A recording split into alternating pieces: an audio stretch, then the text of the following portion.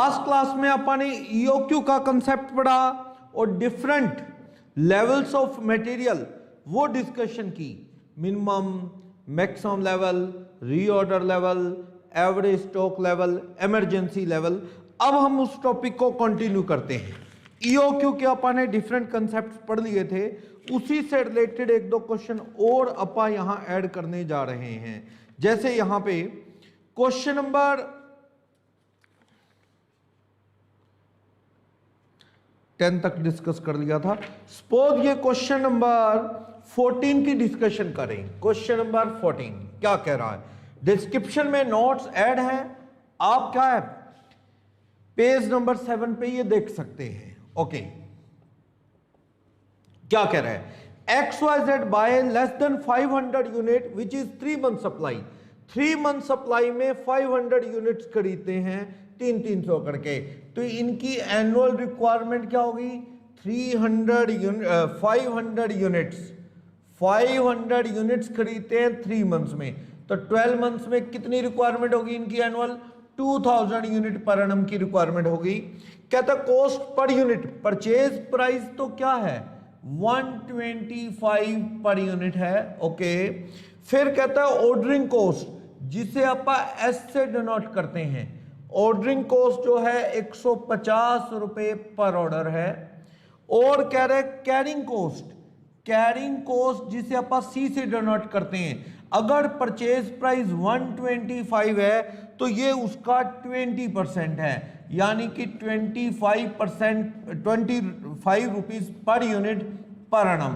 ये अपने पास है। आपको कहता है कि ईओक्यू पे कॉस्ट बता दो और एग्जिस्टिंग पॉलिसी पे कॉस्ट बता दो। वैसे ईओक्यू 2AS/C ये फॉर्मूला लगाते हैं 2000 इंटू 125/25। तो आप देखो 2000 इंटू 2 इंटू 125/25, तो ये कितने यूनिट आ गया, रूट करेंगे तो ये 141 समथिंग आ रहा है। देखते हैं एक बार दोबारा, 2 इंटू 2000 इंटू ऑर्डरिंग कॉस्ट कितनी है, अच्छा ये ऑर्डरिंग कॉस्ट 150 है। ओके, 150 एनुअल रिक्वायरमेंट 2000, तो 2 into 2000 into 150 divided by carrying cost 24 root करें तो ये 154.91 यूनिट्स आते हैं ईओक्यू। तो नंबर ऑफ ऑर्डर कितने आ गए ईओक्यू के according to EOQ. Number of units आप 2000 यूनिट्स लेना चाहते हैं, 154.91 यूनिट्स का ऑर्डर है, 91 बल्कि 93 यूनिट हैं। तो आपके नंबर ऑफ ऑर्डर कितने आ जाएंगे देखा जाए तो इंटू 2000 करें तो ये 12.909 ऑर्डर्स आ गई 154 करके। इस तरह के क्वेश्चन बड़े important exam point of view से। तो सेकंड पार्ट पहले करें, अगर कॉस्ट एट ईओक्यू, क्योंकि परचेज कॉस्ट दोनों ही जगह सेम है, वो तो कोई डिस्काउंट है ही नहीं, तो परचेज कॉस्ट चाहे ना ही लिया करो। 2000 यूनिट्स परचेज कॉस्ट तो 125 वही रहनी है, 2000 इंटू 125 2,50,000। इसे अपनी कैलकुलेशन में चाहे ना लो क्योंकि हर जगह सेम है। ऑर्डरिंग कॉस्ट क्या है, अपने नंबर ऑफ ऑर्डर आगे 12.909 ऑर्डर, एक ऑर्डर का 150 रुपए खर्च है, तो आप देखो यहां पे नंबर ऑफ ऑर्डर इंटू 150, यह आ गया 1936।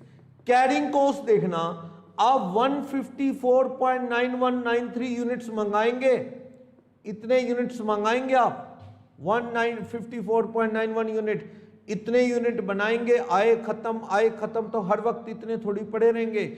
इनटू कैरिंग कॉस्ट है 25, तो एवरेज किया करते हैं आप 154.9193 डिवाइडेड बाय 2 इंटू 25, ये आ गया 1936। तो टोटल कॉस्ट क्या आ रही है ईओक्यू पे देख लो, 250 प्लस 1936 प्लस 1936 253,872। या फिर इसको छोड़ दो, आप इसको छोड़ दो, टोटल में क्या लेना है, कोई डिस्काउंट तो है नहीं, आपकी मर्जी है, लेना है तो ले लो, क्योंकि ये डिसीजन पे कोई इफेक्ट नहीं डालेगा। ये देखो ईओक्यू पे कैरिंग और नॉन कैरिंग कॉस्ट क्या होती है, सेम। आप इन दोनों का टोटल ले लो 3872, इसको ना लो क्योंकि ये तो हर लेवल पे सेम है, डिस्काउंट है नहीं। और अगर अकॉर्डिंग टू एग्जिस्टिंग पॉलिसी बात करूं, एग्जिस्टिंग पॉलिसी के अकॉर्डिंग आप 500 यूनिट एवरी 3 मंथ्स में मंगवाते हैं तो उसके अकॉर्डिंग क्या परचेज कॉस्ट तो चाहे ना लो, वही बात 2000 यूनिट की 125 के अकॉर्डिंग कितनी आएगी, वो तो 250 ऐसे आएगी। पर ऑर्डरिंग कॉस्ट इसके अकॉर्डिंग कितने ऑर्डर दोगे आप, 4 ऑर्डर, हर 3 महीने बाद 500 तो 4 ऑर्डर दोगे, एक ऑर्डर का 150 रुपए खर्चा, 600 हो गया। कैरिंग कॉस्ट आपकी कितनी आएगी, आप 500 क्या हर वक्त पड़े हैं, 500 मंगवाए खत्म, 500 मंगवाए खत्म, कैरिंग कॉस्ट कितनी आ जाएगी, 500 डिवाइडेड बाय 2 इंटू 25, 6250। तो आपकी जो टोटल कॉस्ट है इस तरह से देखें तो कितनी बनेगी ये टोटल कॉस्ट, तो ये 6250, 600 और 250, ये आ गई 256,850। तो आप देख लो दोनों लेवल पे अगर आपको कॉस्ट निकालनी है, अगर 256,850 और ईओक्यू के ऊपर अगर कॉस्ट निकालने तो टोटल तो ये आएगी, टोटल 253,872, टोटल तो यह नहीं है। लेकिन अगर आप कैरिंग नॉन कैरिंग कॉस्ट करें 253,872 टोटल आएगी, लेकिन अगर कैरिंग नॉन कैरिंग कॉस्ट का टोटल करें तो वो आप करके देख सकते हो कितनी रहेगी। सेविंग देख लो आप, ये 253,872, अब आप सेविंग देख लो, सेविंग एट ईओक्यू कितनी है वो पूछ रहा है, दोनों का डिफरेंस ले लो, 256,850 माइनस 253,872, सेविंग आ गई 2978। यही क्वेश्चन था, बस सेविंग पूछी थी। ईओक्यू पे चलोगे तो अच्छा है, प्रेजेंट पॉलिसी पे 500 करके मंगवाओगे तो महंगा पड़ रहा है, जिस पे सस्ता बने वो ऑप्शन ऑप्ट कर सकते हैं। इस तरह से ये क्वेश्चन नंबर 14, 13 अलग अलग लेवल पे सोचने को कह रहा है, इतना इतना करके मंगवाएं तो क्या कॉस्ट पड़ेगी उसकी डिस्कशन कर रहा है। ओके, देखते हैं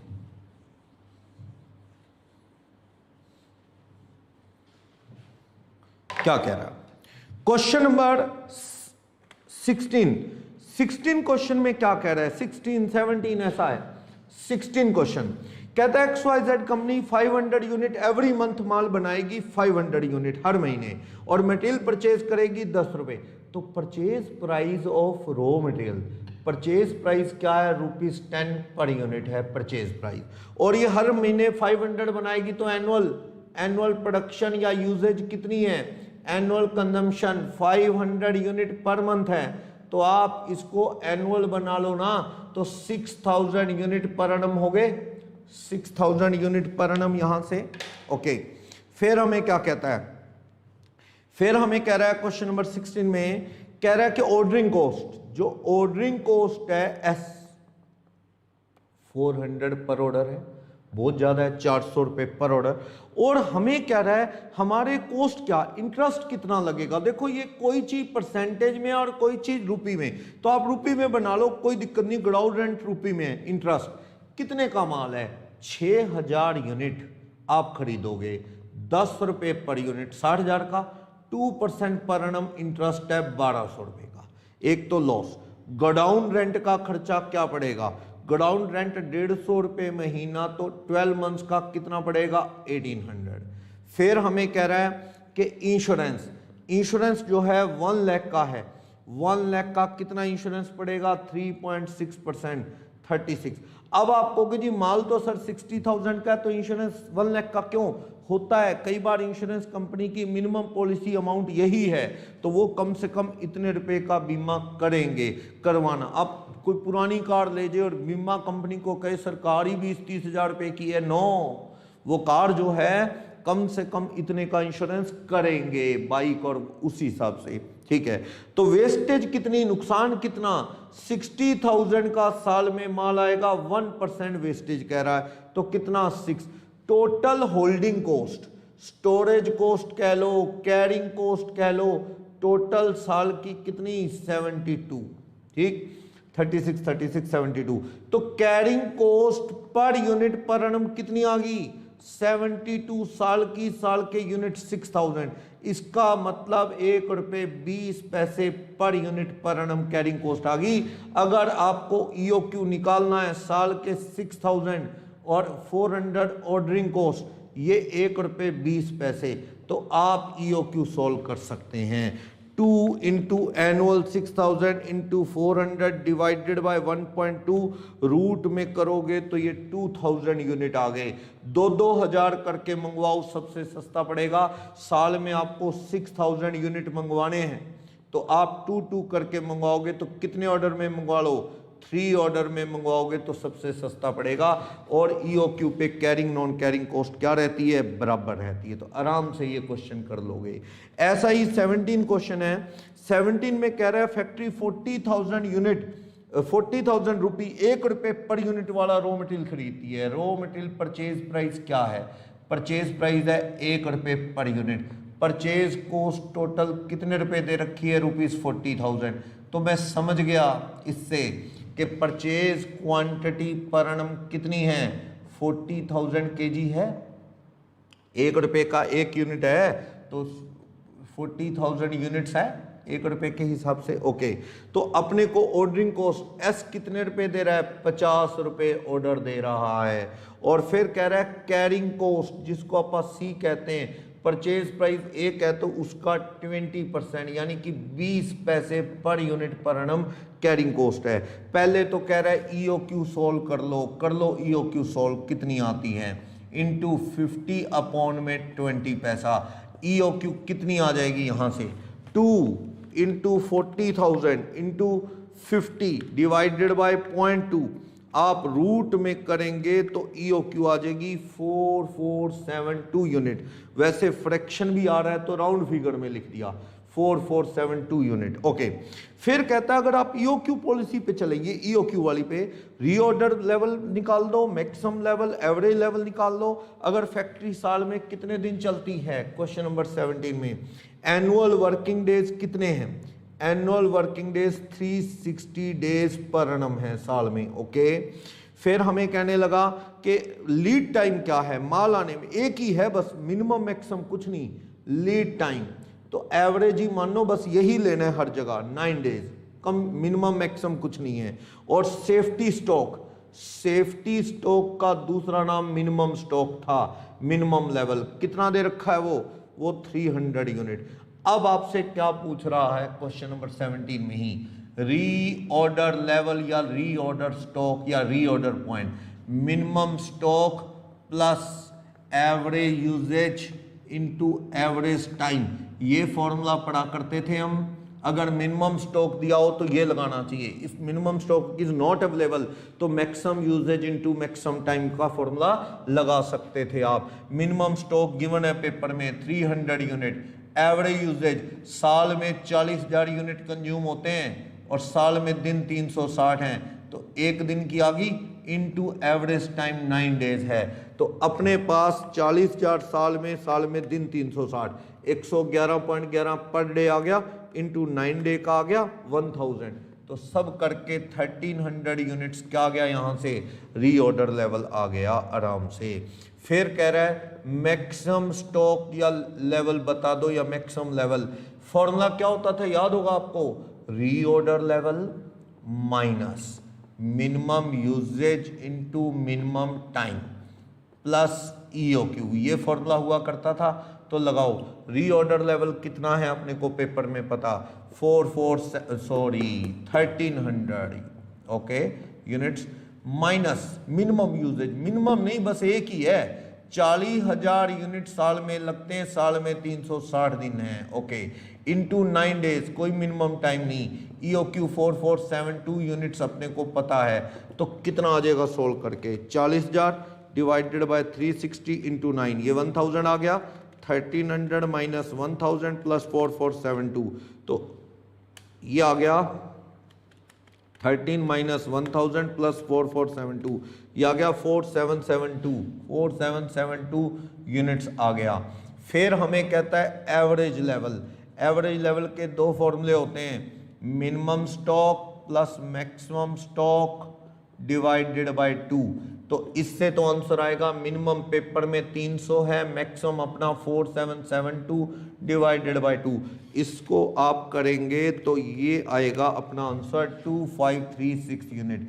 लेकिन और एक फॉर्मूला है एवरेज लेवल का, क्या?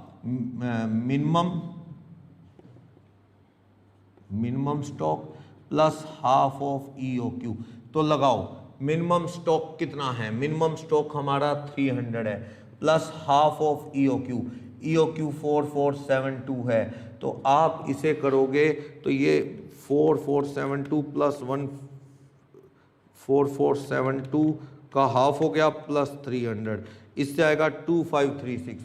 दोनों से आंसर बाय चांस सेम है, अलग हो सकता है। अगर पेपर में EOQ अवेलेबल होना तो ये लगाया करो, EOQ अवेलेबल नहीं तो ये लगा लो, वरना दोनों भी लगा के दिखा सकते हैं, दोनों ही चल सकते हैं। बाय चांस सेम है, ये जरूरी नहीं कि आंसर सेम आएगा। अब मैं करने जा रहा हूं मोस्ट इंपॉर्टेंट क्वेश्चन नंबर 15। ये थोड़ा सा आपका क्विक रिवीजन हो गया कि फॉर्मूले आपने जो पहले यूज किए थे वो कौन से फॉर्मूले थे, इनके बेस पे आगे क्वेश्चन करने हैं आपने। देखते हैं क्या कह रहा है।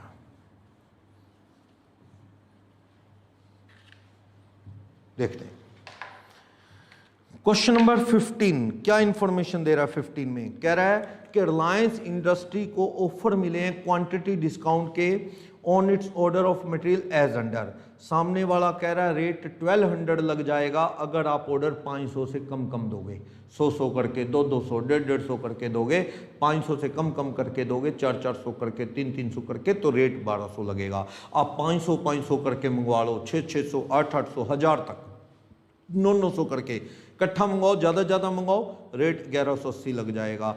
आप अगर माल मंगवा लो 1000 करके 2000 तक, 1160 लग जाएगा।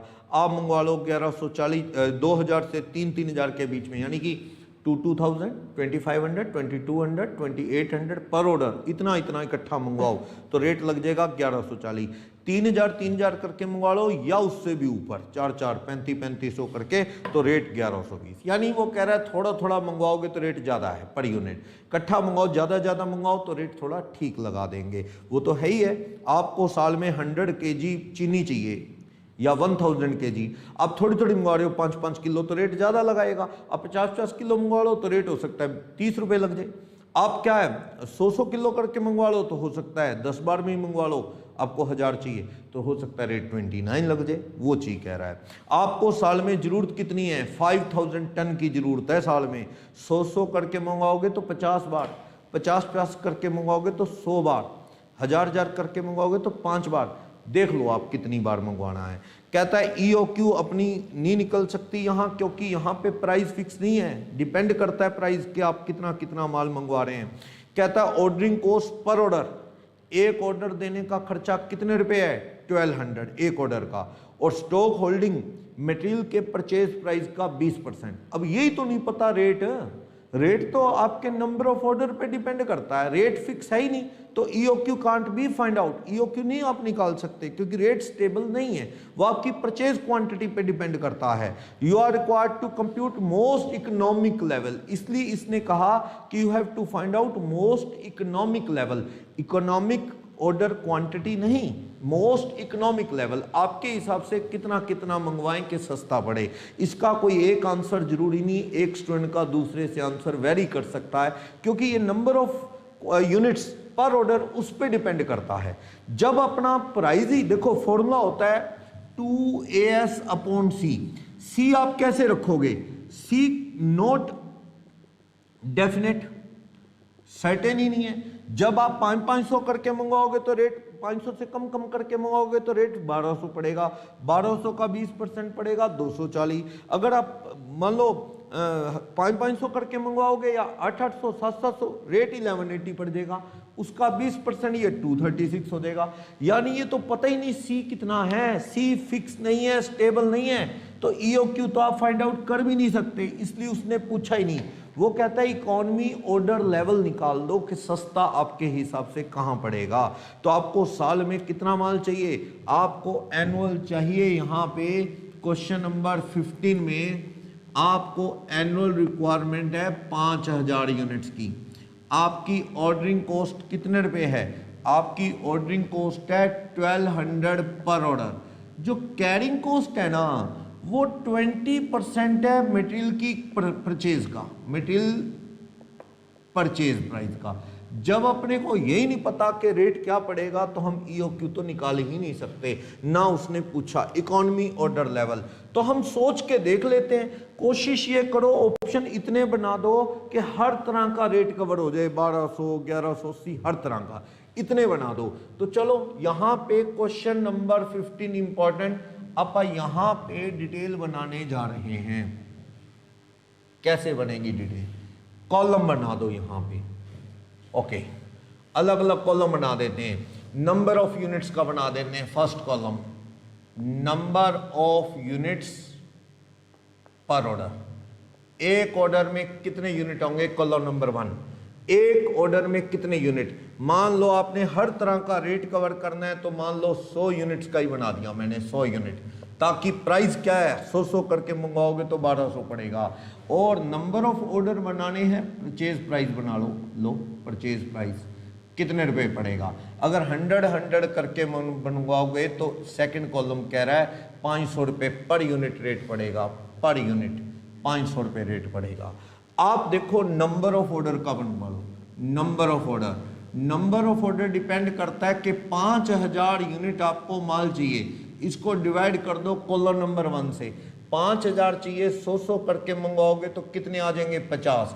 कॉलम नंबर 3 क्या आ जाएगा यहाँ पे? नंबर ऑफ ऑर्डर, 50 ऑर्डर आ गए ऐसे।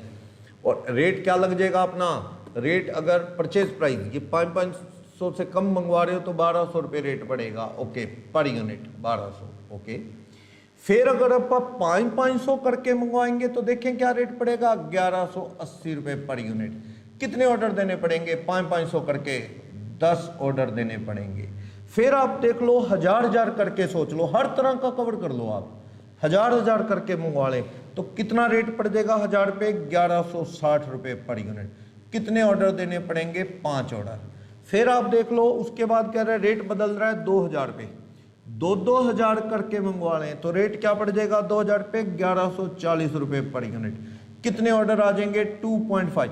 आपको जी ये ऑर्डर कैसे आएगा? चलने दो, कोई बात नहीं, ये बुकिश दुनिया है, पॉइंट्स में ऑर्डर आते थे ईओक्यू में भी। चलो फिर रेट बदल रहा है 3000, तो 3000 यूनिट का दोगे तो आप क्या रेट पड़ जाएगा? 1120। हर रेट कवर कर लिया मैंने 1200 से लेके 5000 साल में चाहिए, 3 करके मंगाओगे तो 1.666 ऑर्डर देने पड़ेंगे। एक और ले लूं, 5000 यूनिट एक ही बार में मंगवा लो, एक ही ऑर्डर देना पड़ेगा तो रेट फिर भी 1120 ही पड़ने वाला है। मैंने कोशिश की हर तरह का रेट कवर हो जाए, 1200 से लेके उतना उतना बना लेते हैं। तो नंबर ऑफ ऑर्डर आ गए, ओके, रेट आ गया, ओके। तो नंबर ऑफ ऑर्डर से ऑर्डरिंग कॉस्ट आ सकती है, ओके। बताओ ऑर्डरिंग कॉस्ट, परचेज कॉस्ट आ सकती है, तो लो परचेज कॉस्ट ही बना लो आप। परचेज कॉस्ट कैसे आ जाएगी? नंबर ऑफ यूनिट कितने? 5000 इंटू कॉलम नंबर 2 से मल्टीप्लाई कर दो ना। कॉलम नंबर 2 में रेट है 5000 यूनिट का, तो कॉलम नंबर 4 आ जाएगा रुपीस के अंदर। कितना आ जाएगा? करो 5000 को 1200 से करो, ये कर लो 5000 यूनिट्स आपको चाहिए, रेट 1200। फिर ये 5000 यूनिट्स का रेट क्या पड़ जाएगा आपको? 1180 रुपये। फिर 5000 का रेट क्या पड़ जाएगा आपको? 1160 रुपये। फिर 5000 का रेट पड़ जाएगा आपको 1140। फिर 5000 का रेट पड़ जाएगा 1120। फिर 5000 का रेट पड़ जाएगा 1120। आप यहाँ पे मुझे रेट बता दो रुपीस में कितना आ गया? कॉलम नंबर 4, 5000 इंटू 1200, ये आ गया 60 लाख रुपए, ओके। 5000 इंटू 1180, ये आ गया 59 लाख। ये करो 5000 इंटू 1160, ये आ गया 58 लाख, ओके। फिर करो 5000 इंटू 1140, ये आ गया 57 लाख। फिर करो 5000 इंटू 1120, 56 लाख। फिर 5000 इंटू 1120, ये 56 लाख, ओके। ये परचेज कॉस्ट आ गई। अब मुझे कैरिंग और ऑर्डरिंग कॉस्ट और बनानी है, बनाओ ऑर्डरिंग कॉस्ट। ऑर्डरिंग कॉस्ट कैसे बनेगी? नंबर ऑफ ऑर्डर कहाँ है? Column number 3। कॉलम नंबर 3 को एक ऑर्डर देने का खर्चा 1200 रुपये पर ऑर्डर है, 1200 रुपये। तो बनाओ कॉलम नंबर 5 कैसे बनने वाला है। कॉलम नंबर 5 रुपीस के अंदर बनाओ।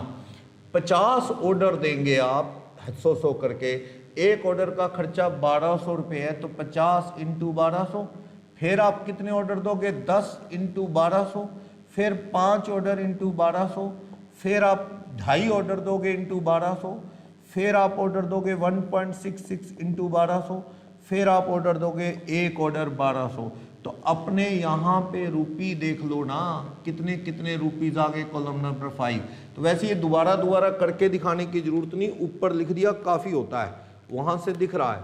ये 60,000 हो गया, ये 12,000 हो गया, ये 6,000 हो गया, ये 3,000 हो गया, ये 1.66 करोगे इंटू 1200, ये 2,000 हो गया, और ये 1200 हो गया। अब ऑर्डरिंग कॉस्ट और परचेज कॉस्ट आ गई। तीन चीजें जोड़ा करते थे, परचेज कॉस्ट, ऑर्डरिंग कॉस्ट और कैरिंग कॉस्ट। कैरिंग कॉस्ट के लिए तो नंबर ऑफ यूनिट पर ऑर्डर को किससे डिवाइड कर दो? 2 से।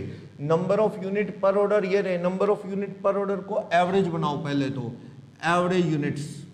एवरेज यूनिट कैसे आएंगे? कॉलम नंबर 1 को 2 से डिवाइड कर दो तो कॉलम नंबर 6 आ जाएगा। कॉलम नंबर 1 को 2 से करो, 100 को 2 से करो, 100 यूनिट डिवाइडेड बाय 2, तो क्या आ गए? ये 50 यूनिट। फिर 500 करके मंगवा रहे हो तो 500 यूनिट को भी 2 से डिवाइड करो, 250 यूनिट, ऐसे आ जाएंगे। फिर करोगे 1000 को करोगे तो 1000 यूनिट डिवाइडेड बाय 2, तो 500 यूनिट आ गई। ओके, फिर आपके कितने आ जाएंगे? 2000 को आप 2 से डिवाइड करोगे तो 1000 यूनिट आ गए। फिर 3000 को 2 से डिवाइड करोगे 1500 यूनिट आ गए। फिर आप 5000 को 2 से डिवाइड करोगे तो 2500 यूनिट आ गए। ये यूनिट्स आए हैं एवरेज यूनिट। तो अपनी कैरिंग कॉस्ट कितनी आ जाएगी? कैरिंग कॉस्ट आ जाएगी कॉलम नंबर 6 को। क्या कैरिंग कॉस्ट है अपनी? कैरिंग कॉस्ट पर यूनिट आपको बनानी पड़ेगी। एक कॉलम बनाओ पहले कैरिंग कॉस्ट पर यूनिट का। कैसे आएगी कैरिंग कॉस्ट?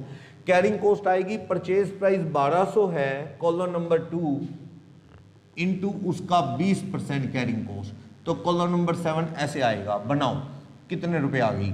ये देखो 1200 का 20% करोगे तो कितनी आ जाएगी? 240 रुपए पर यूनिट। ओके, फिर आप 1180 का 20% करेंगे तो ये आ जाएगी 118 रुपए पर यूनिट। फिर 1160 का 20% करेंगे तो ये देखना 1180 का 20%, ये 236। ये वाली 1160 का 20% 232। फिर करोगे 1140 का 20% 228। फिर आप करोगे 1120 का 20% 224। फिर लास्ट 1120 का 20% 224। अब आपकी यहाँ पे क्या आने वाली है? Carrying cost. Carrying cost per unit. अब कैरिंग कॉस्ट टोटल आने वाली है कैसे? कॉलम नंबर 7 और एवरेज यूनिट कॉलम नंबर 6 की मल्टीप्लिकेशन कर दो। कॉलम नंबर 6 और 7 की मल्टीप्लिकेशन कर दो, कॉलम नंबर 8 आ जाएगा। एवरेज यूनिट 50 इंटू 240, 50 इंटू 240 12,000 रुपये आ गए। ओके, फिर करो आगे 250 इंटू 236, 250 इंटू 236 59,000 आ गए। फिर करो आप 500 एवरेज यूनिट इंटू 232, ये आ गए 1,16,000। फिर करो 1000 इंटू 8 228 आ गई। फिर करो आप 1500 इंटू 224 336। एक साथ कई सारे क्वेश्चन कर रहे हैं आप, समझ लो ये बात है और कुछ भी नहीं। 5 क्या ये आप करते नहीं रहे क्या पीछे कि अगर आप 100 करके मंगवाएं तो कॉस्ट क्या आएगी? परचेज कॉस्ट 5000 इंटू जो भी रेट होता था, फिर ऑर्डरिंग कॉस्ट, फिर कैरिंग कॉस्ट जोड़ लो। फिर अगला करते थे कि 2,000 करके मंगवाएं तो क्या होगा, तो वो कॉलम बना के लिख दिया। और क्या है कॉलम ऐसे, ये आप सोचिए ये कैसे आया? मैंने वैसे ही लिया अपनी ओर से, मैंने इस तरह लिया जहां रेट बदल रहा हो। 1200 रेट है 500 से कम, आप चाहे 100 की जगह 200 का बना लेते, चाहे 400 का बना लेते, मैंने 100 का बना लिया, आप 50 का भी दे सकते थे। फिर मैंने 500 पे रेट बदल रहा है, 500 मंगवाओ तो 1180, 1000 मंगवाओ फिर रेट बदल रहा है, 2 पे फिर बदल रहा है, 3 पे फिर बदल रहा है, और एक मैंने अपनी ओर से 5000 का, यानी ये 5-6 कॉलम बना दो आप, इस तरह से सेल बना दो। अब आपको क्या करना है, खाली टोटल करना है, बस आपको टोटल करना है। टोटल कॉस्ट आ जाएगी, टोटल कॉस्ट कैसे आएगी रुपीस में। कॉलम नंबर एक तो परचेज कॉस्ट, कॉलम नंबर 4 को ऐड कर देना है ऑर्डरिंग कॉस्ट में। कॉलम नंबर 4 में आ रही है ना purchase cost, ordering cost column number 5 में आ रही है, और कैरिंग कॉस्ट आ रही है कॉलम नंबर 8 में। इनको जोड़ दो तो टोटल कॉस्ट आई पड़ी है, समझो जोड़ो। ये आ गई थी 60 लाख रुपए, और ऑर्डरिंग कॉस्ट आ गई थी 60,000 रुपये, कैरिंग कॉस्ट आई है 12,000, 60,72,000 रुपये आ गई, 60,72,000। आगे करो, ये 59, ये 12 और ये 59,000, 59 लाख 59,000 12, तो ये आ गई 5971। नेक्स्ट 58 लाख और 6,000 और 116, 59,22,000 ये आ गई। 58 59 ठीक है, 57 3 और 2 231 हो गया, तो 5931 आ गया। देख लो 57,03,000 और 28 57,31 5931 आ गया। 56 लाख और ये 2000 और ये 336 56 5938 हो गया। लास्ट वाला ये 56, ये 1200 और ये 560, तो 56 60 160 61 6 ये आ गया। आप सबसे कम कॉस्ट देख लो, सबसे लिस्ट कॉस्ट कहाँ है, सबसे लिस्ट कॉस्ट यहाँ पे है, सबसे लिस्ट कॉस्ट यहाँ पे है। अगर आप हजार करके मंगवाएंगे तो सबसे सस्ता पड़ता है। ये जरूरी नहीं कोई 1200 का बना रहा है, तो आप जितने ऑप्शन बना रहे हैं 5 6 7 ऑप्शन जो बना सकते हैं, अब वो ऑप्शन बना लो। उन ऑप्शंस में सबसे कम जो कॉस्ट आएगी वो आंसर है। जरूरी नहीं एक स्टूडेंट कहता है जी मैं तो 1500 करके बना रहा था, उसमें जो आएगी 5 6 ऑप्शन पर। ऐसा ना बनाना कि ऐसे बना लो 50 करके मंगाएं, 100 करके, 200 करके, 250 करके, 400 करके, पता लगा 1200 के रेट में ही 5 6 ऑप्शन बना दिए, तो ये गलत है। क्योंकि आपको सारे रेट जो कंपेयर करने हैं, तो आप ऐसे 5 6 ऑर्डर बनाओ कि सारे रेट कवर हो जाएं। ये ध्यान रखो, फालतू बना लो एक आधा, कम ना करो, सारे ऑप्शन कवर करो, तो वो ज़्यादा बेस्ट है। आपको ये ध्यान देना है। तो इस तरह से ये क्वेश्चन नंबर 15 हो गया, अच्छा है। लेकिन इसी का सेकंड पार्ट क्या पूछता है। वैसे फर्स्ट पार्ट तो ईओक्यू निकाल नहीं सकते थे अपन। क्यों नहीं निकाल सकते थे? क्योंकि फॉर्मूले में कैरिंग कॉस्ट रखते ही कौन सी, कैरिंग कॉस्ट देखो अलग अलग है, कितना कितना माल मंगवा रहे हैं उस पर डिपेंड करती है कैरिंग कॉस्ट। देख लो 1200 का है तो 240 है, 1180 अगर आप 500 करके मंगवाओगे तो 236, 1000 करके मंगवाओगे तो 232। ये फिक्स ही नहीं है, तो फॉर्मूला नहीं हो सकता था। लेकिन सेकंड में इसने कह दिया कि मान लो कि परचेज प्राइस 1500 फिक्स है, परचेज प्राइस 1500 रुपये पर टन फिक्स है, बस फिर तो कैरिंग कॉस्ट आई पड़ी है। फिर तो 1500 का 20% कितनी आई पड़ी है, 300 रुपये पर टन आई पड़ी है। एस कितने रुपए पर ऑर्डर है, एस अपना पता ही है 1200 रुपये पर ऑर्डर है, और कैरिंग कॉस्ट अपने को पता लगी गई। एनुअल रिक्वायरमेंट 5000 टन है, फिर तो ईओक्यू आ ही जाएगा। अगर आपने इसमें फिक्स दे दिया परचेज प्राइस, तो 2 × 5000 × ऑर्डरिंग कॉस्ट कितनी है 1200, अपॉन में कैरिंग कॉस्ट कितनी है अपनी, कैरिंग कॉस्ट है 300 रुपये। रूट में रखो ईओक्यू कितना आ जाएगा, देखो रूट में 2 × 5000 × 1200 डिवाइडेड बाय 300, तो रूट में रखेंगे आप इसे तो ये 200 यूनिट आ जाएगा। तो ये 5000 यूनिट है या टन है, 200 करके मंगवाओगे तो कितने ऑर्डर, 25 ऑर्डर आ जाएगा आंसर। लेकिन ये आंसर तब सोल्व कर पाए जब इसने प्राइस क्या कर दिया, स्टेबल। अगर प्राइस टेबल ना करता तो ये ऑप्शन ना हो पाता, तो वो स्टेबल करके सोच सके हम इस तरह से। तो ये क्वेश्चन नंबर 15 16 17 सफिशेंट थे पुराना सारा आपको रिमाइंड करवाने के लिए। तो आपने वो मिनिमम लेवल मैक्सिमम लेवल का भी एक क्वेश्चन किया, तो इस तरह से आप ये क्वेश्चन कर सकते हैं। ओके, क्वेश्चन नंबर 20 पे चलना, क्या कह रहा है क्वेश्चन नंबर 20 में, देखते हैं।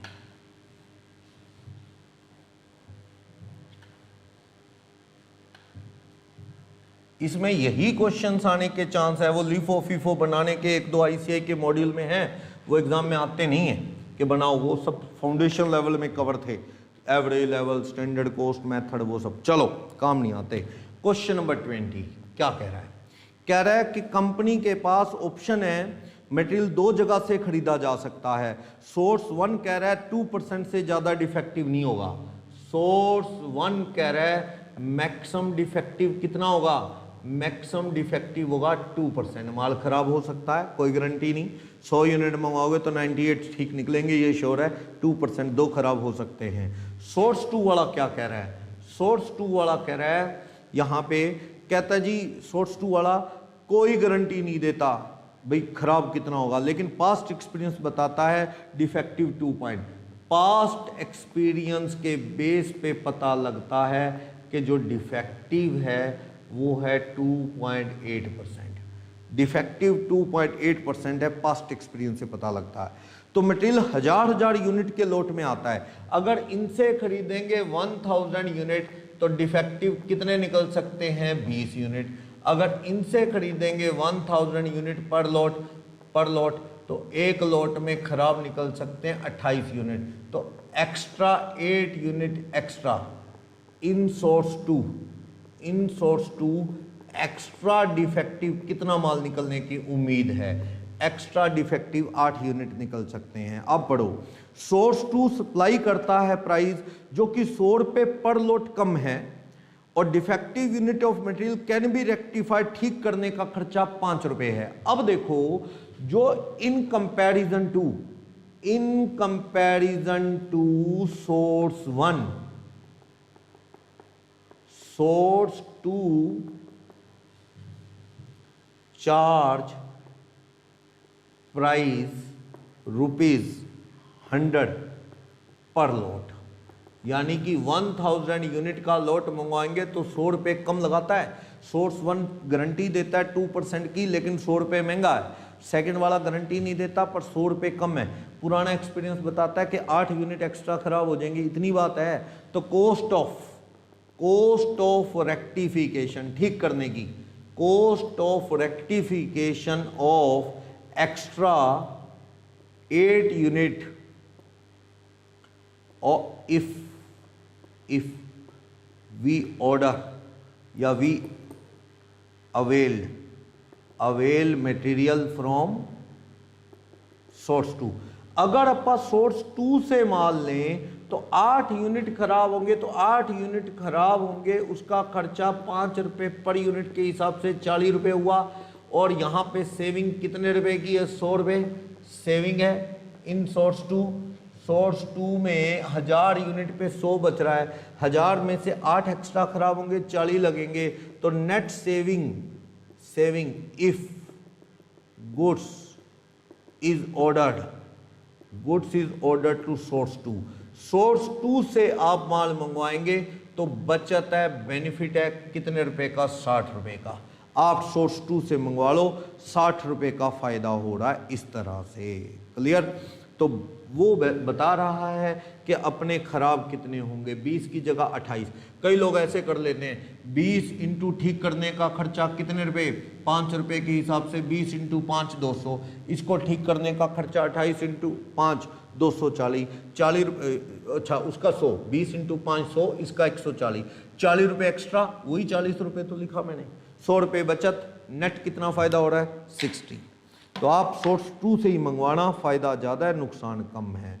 इस तरह से ये क्वेश्चन नंबर 20 हो गया। अब 21 में छोटा सा एक क्वेश्चन है, कई बार एक छोटा सा पॉइंट ही कई बार वो माइंड में कन्फ्यूजन क्रिएट कर देता है। मैं बस एक पॉइंट सॉल्व कर रहा हूँ, बाकी 21 आप कर लेंगे।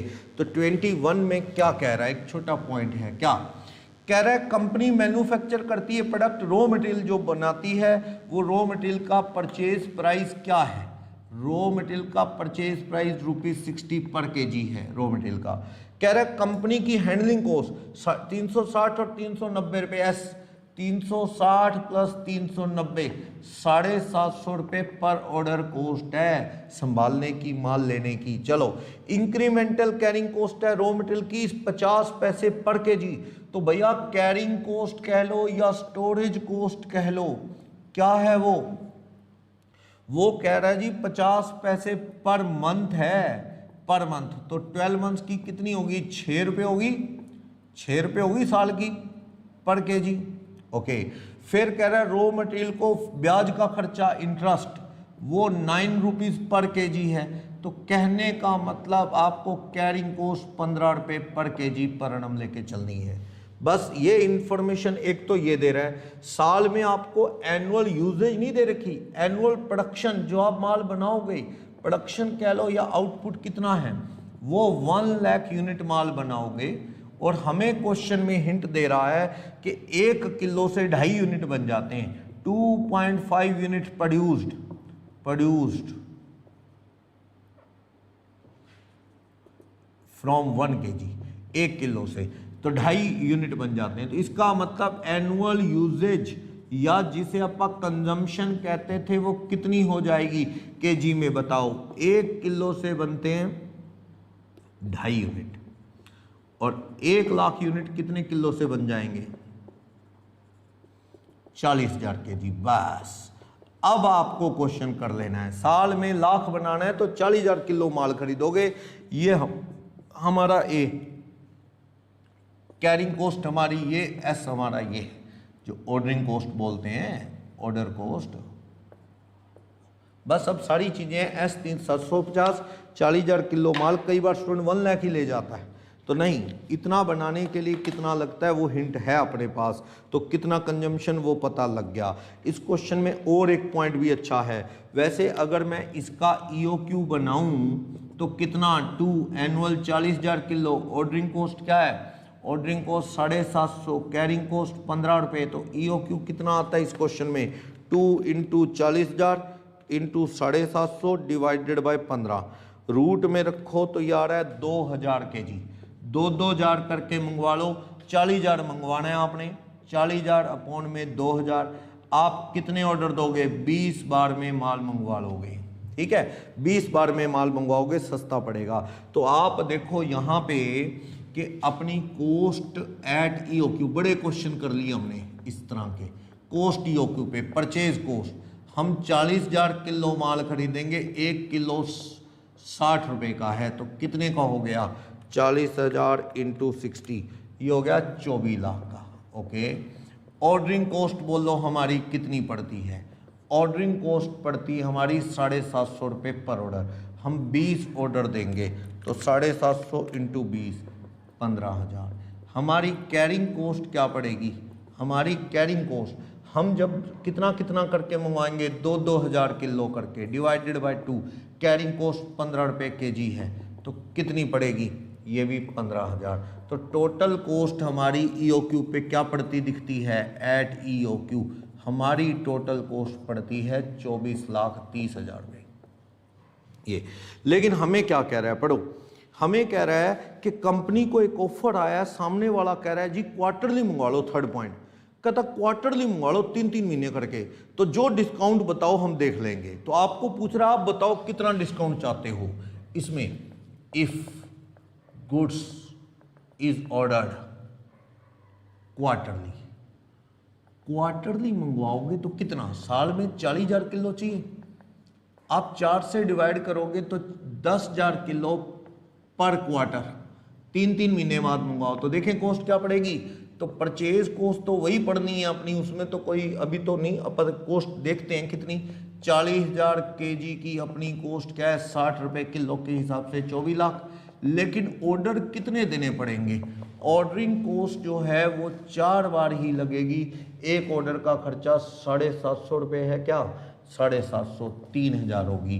कैरिंग कॉस्ट ज़्यादा पड़ेगी क्योंकि आप इकट्ठा मंगवा रहे हो 10,000 किलो करके, डिवाइडेड बाय 2 तो 5,000 हो गया, इनटू कैरिंग कॉस्ट हमारी कितने रुपए है, 15 रुपये किलो है, तो 15 रुपये पर केजी, तो 500 × 15 ये 7500। तो हमारी टोटल कॉस्ट क्या पड़ती दिखती है अगर अपन कैरिंग EOQ पे ना चल के हम क्या क्वार्टरली मंगवाएं, ठीक है। तो 5,000 × 15, अच्छा ये 75 बनेगा क्या, 10 है ना, 10 डिवाइडेड बाय 2, 5,000 × 15, 75। तो अपनी total cost 24 lakh plus 3,000 plus 75, हमारी कॉस्ट पड़ती है 2478। अब देखो extra cost then EOQ. EOQ से एक्स्ट्रा कॉस्ट क्या पड़ रही है? ईओक्यू पे पड़ती है 2430 और यहां पड़ रही है 2478। 2430 की बजाय 2478। कितनी एक्स्ट्रा कॉस्ट पड़ रही है? देखो 2478 माइनस 2430, 48,000 एक्स्ट्रा कॉस्ट पड़ती है। तो आपको discount required to order quarterly, आप उसको कहोगे भैया तेरे को क्वार्टरली देंगे तो हमें 48,000 पे छोड़ दे, 48,000 छोड़ दे। कितने यूनिट्स पे? कितने यूनिट है हमारे साल के टोटल? हमें 40,000 किलो चाहिए। अगर आपने ऐसे देखना है तो 1 रुपये 20 पैसे पर केजी छोड़ दे, परसेंटेज ऑफ डिस्काउंट कितना आ गया? 1 रुपये 20 पैसे डिस्काउंट कह रहे हो, वैसे भाव क्या है? 60 रुपये पर केजी का रेट है। तो कितने रुपए छोड़ने को कह रहे हो तुम? 5% ही तो डिस्काउंट कह रहे हो कि हमें 5%, यही आएगा क्या? नहीं, 1.2 डिवाइडेड बाय 60 इंटू 100, 2% आएगा। चलो 2% ही तो कह रहे हो, 60 में 1 रुपये 20 पैसे छोड़ने को तो कह रहे हो, तो आप उसको कहो जी 2% छोड़ दो, हम तो तेरे से ले लेंगे, तो बराबर होएगा हमारा काम। इसको आप रुपी में भी कर सकते थे कि 48,000 डिस्काउंट चाहते हो, भाव क्या है? सारा माल 24 लाख का होता है, तो 24 लाख रुपए पे आप चाहते हो 48,000 का, तो यानी 2% आप डिस्काउंट की उम्मीद रखते हो। डिस्काउंट रिक्वायर्ड, अगर तुम 2% से ज़्यादा दे दो तो अच्छा, 2 से कम दोगे तो भैया तुम अपना माल रखो, हम तो जो अच्छा लगेगा वैसे वैसे मंगवाएंगे। ये कह रहा है हमें सामान जो है अपने हिसाब से मंगवाना है, हमें आपके हिसाब से नहीं चलना। तो इस तरह से ये वाला जो क्वेश्चन है, क्वेश्चन नंबर 21 हो गया। ओके, 22 वैसा ही है क्वेश्चन नंबर 15 की तरह। 24 आप इंटीग्रेटेड नॉन इंटीग्रेटेड का है, उसके अंदर गलती से लग गया, यहाँ आप इंटीग्रेटेड नॉन इंटीग्रेटेड पढ़ेंगे तो 24 हो जाएगा। अब चलता हूं मैं क्वेश्चन नंबर 25 के लिए, क्या कह रहा है देखते हैं। थोड़ा सा डिफरेंट क्वेश्चन है 25।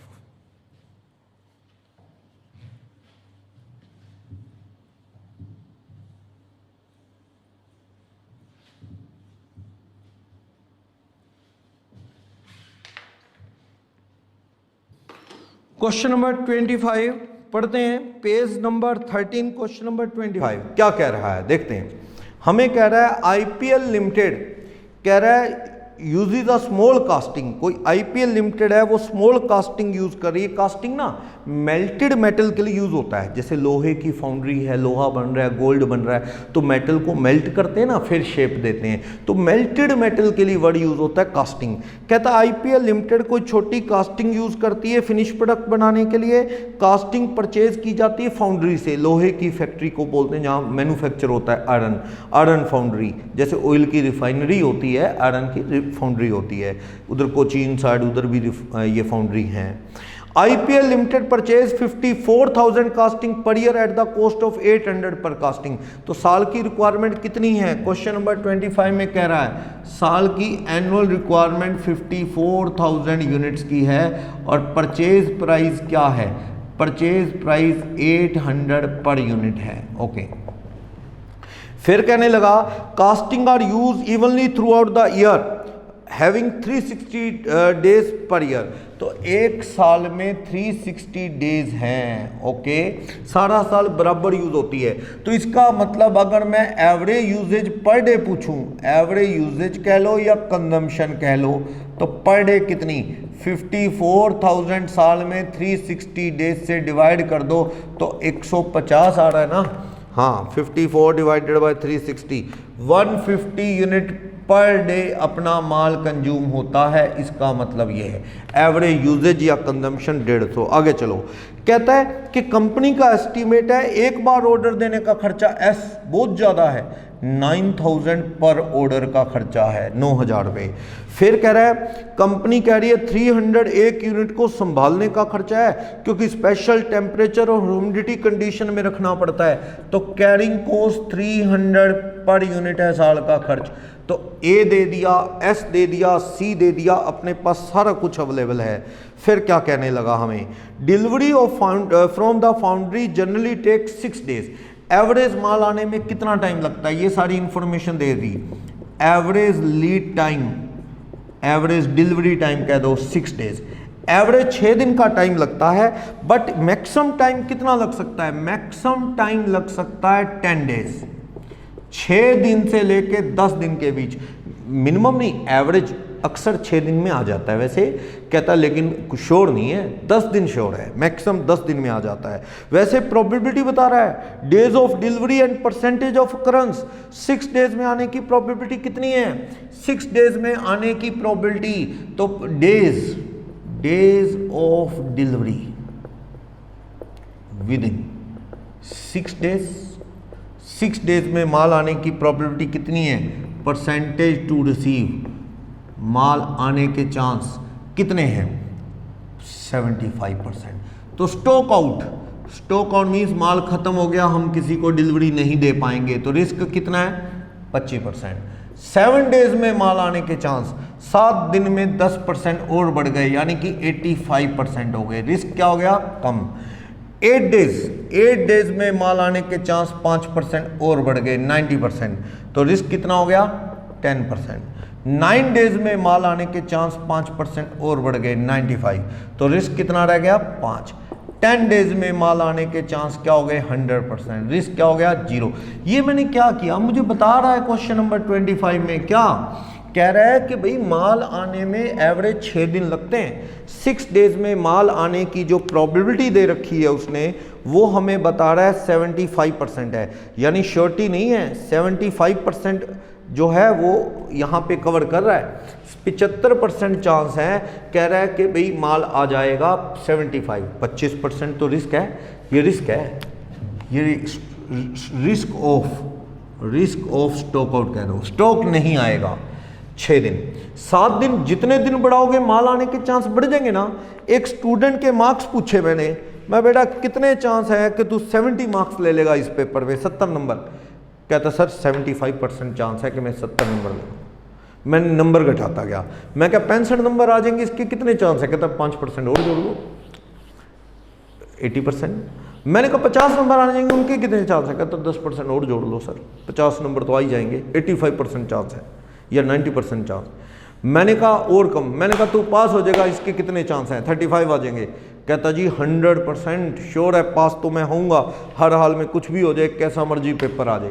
तो जैसे जैसे मैं मार्क्स घटाता गया, श्योरिटी बढ़ती गई, रिस्क कम होता गया, ठीक। तो वही चीज़ है, 6 दिन में आने के चांस 75 है, परसेंटेज टू रिसीव, तो मतलब श्योरिटी है, ये श्योरिटी, माल आने के 75% चांस है, ये प्रोबेबिलिटी है टोटल, लेकिन 25% रिस्क है, टोटल 100% हो गया। 7 डे में आने के चांस 10% और बढ़ गए, तो कितना हो गया, 85 रिस्क ये रह गया। 8 डेज में आने के, ये 9 डेज के आने के चांस और बढ़ गए 5%, 95% श्योरिटी होगी, रिस्क 5 रह गया। 10 दिन में आने के 100% श्योरिटी है, तो रिस्क कोई है ही नहीं, 10 दिन तो मैक्सिमम है, इससे ज़्यादा दिन नहीं लग सकते, ये कह रहा है। तो ये इंफॉर्मेशन इसने हमें पेपर में प्रोवाइड कर दी।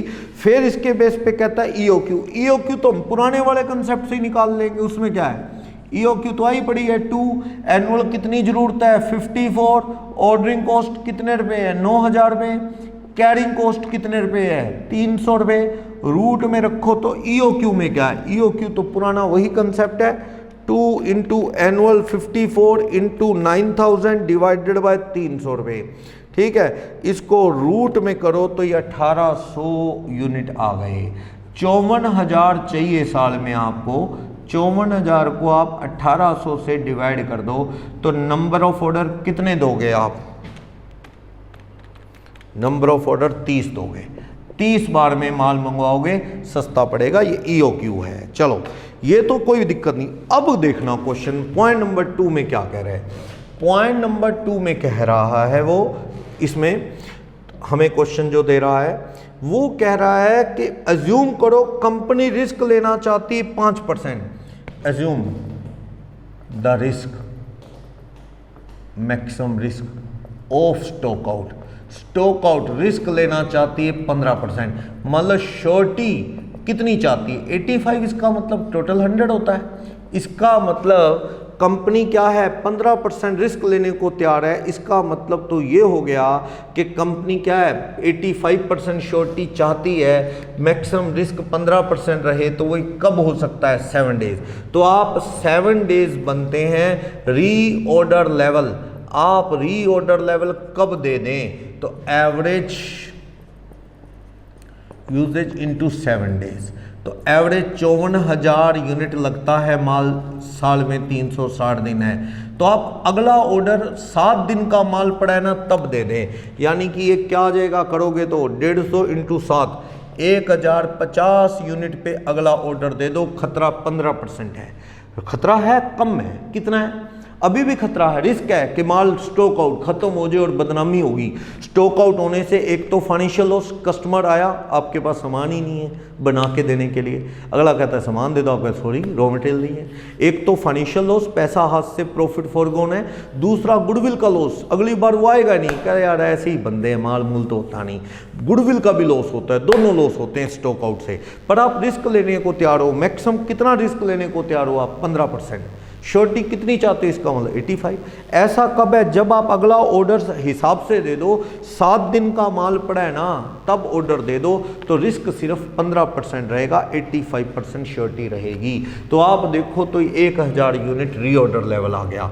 मिनिमम लेवल या मिनिमम स्टॉक कितना आ जाएगा, मिनिमम लेवल या मिनिमम स्टॉक, देखो इसका फॉर्मूला क्या होता है री ऑर्डर लेवल का, तो reorder level is equal to minimum stock plus average usage into average time. तो यहाँ माइनस हो जाएगा ना, अब average usage into average time, रखो फॉर्मूले में वैल्यू, ये आ गया 1050 यूनिट, ठीक है, इनटू एवरेज तो वही है 54,000 यूनिट, साल में दिन कितने होते हैं 360, इनटू माल एवरेज कितने दिन में आ जाता है वो देखो, एवरेज 6 डेज है। तो आप इसे सोल्व करोगे तो ये सोल्व करके 150 यूनिट क्या आ गया हमारा, मिनिमम स्टॉक आ गया, रिजर्व, जिसका दूसरा नाम सेफ्टी स्टॉक भी होता है, ये आ गया। अच्छा, बहुत अच्छा केस है ये कि स्टॉक आउट का रिस्क आप 15 लेना चाहते हो, तो श्योरिटी कितना चाहते हो आप 85, वो 7 दिन का माल पड़ा है तब ऑर्डर दे दो।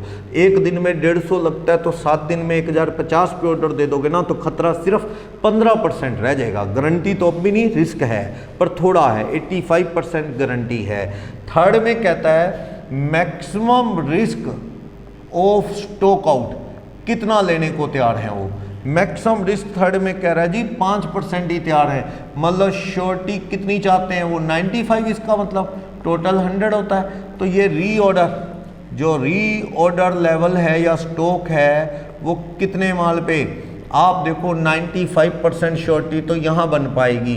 तो आप देखो 9 डेज के बराबर माल रखो, 54,000 अपॉन में 360, 150 इंटू 9, 1350 आ जाएगा, ये 1350 आ जाएगा, यस 1350 यूनिट। इतना माल पड़ा है ना, इतना माल है तो खतरा 5% ही है बस, ठीक। मिनिमम स्टॉक आप निकाल ही लोगे, reorder 1350 unit minus average usage upon average time 6 days. तो आप इसे सोल्व करोगे तो 150 इंटू 6 900 और 450 यूनिट आ गया मिनिमम स्टॉक। इस तरह से ये थर्ड पॉइंट जो है हमारा सोल्व हो गया। ईओक्यू पे कैरिंग नॉन कैरिंग कॉस्ट निकाल लोगे। ईओक्यू कितनी है, ये 1800 यूनिट है, इस पे कितने ऑर्डर दोगे 30, तो कॉस्ट एट ईओक्यू कितनी आ जाएगी, कैरिंग और नॉन कैरिंग बता दो, बस एस बता दो। आप कितने ऑर्डर दोगे, 30 ऑर्डर दोगे, एक ऑर्डर का खर्चा 750 रुपये है, तो कितना हो गया देख लो, 750 है ना एक ऑर्डर का, नहीं 9000 रुपये है, 9000, तो 2,70,000 आ गया। अब आप कैरिंग कॉस्ट बनाओगे तो कितना कितना करके मंगवाओगे, 1800 करके divided by 2 into carrying cost कितनी है अपनी, कैरिंग कॉस्ट 300 है, तो आप 900 इंटू 300 करेंगे 270। तो ईओक्यू पे कैरिंग नॉन कैरिंग कॉस्ट बराबर होती है जो कि 5 जाली है। परचेज कॉस्ट मैंने नहीं जोड़ी, कैरिंग नॉन कैरिंग बता दी।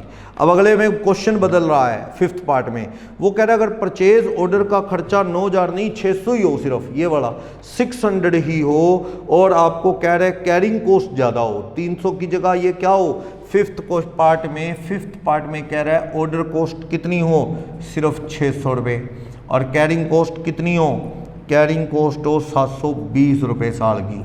ओके, तो आप इससे EOQ कितनी आएगी वो बता दोगे, इसमें क्या है, दोबारा सोल्व करना है। मेन चीज़ तो ये थी कि आपको कह रहा है कि 6 दिन में जनरली माल आ जाता है, 6 डेज में माल आ जाता है, 6 डेज में माल आने की प्रोबेबिलिटी 75% है। ज़्यादा से ज़्यादा कितने दिन लगते हैं, 10 दिन तो गारंटी आता है, 6 दिन में माल आने के चांस 75, तो स्टॉक आउट के कितने हो गए, ना होने के 25%, 7वें दिन में 10% चांस और बढ़ गई। नो डाउट चांस बढ़ेंगे घटेंगे थोड़ी, 6 दिन में आने का रिस्क है 25%, तो 7 दिन में आने का रिस्क कम होगा, श्योरिटी बढ़ेगी, 85 रिस्क कम।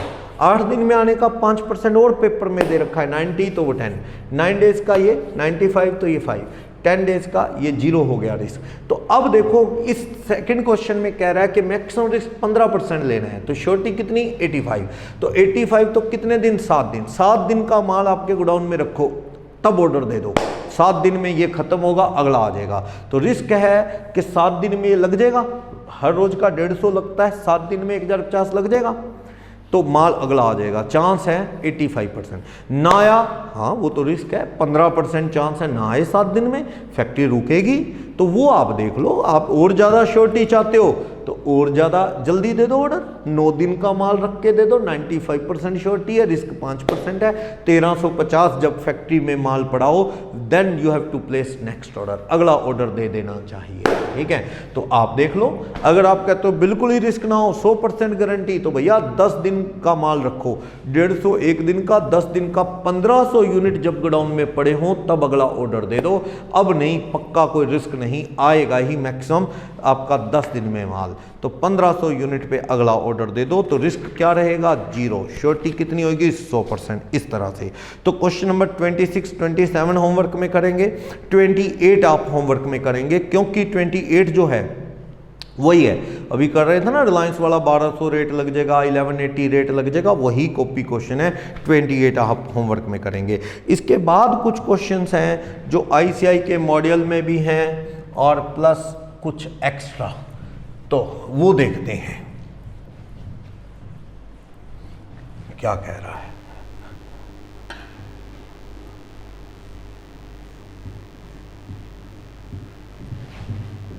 उससे रिलेटेड देखते हैं। इनमें कह रहा है क्वेश्चन नंबर 29, कह रहा है कि एक फैक्ट्री 2 तरह के केमिकल का ऑर्डर देती है, केमिकल ए केमिकल बी, कितना कितना।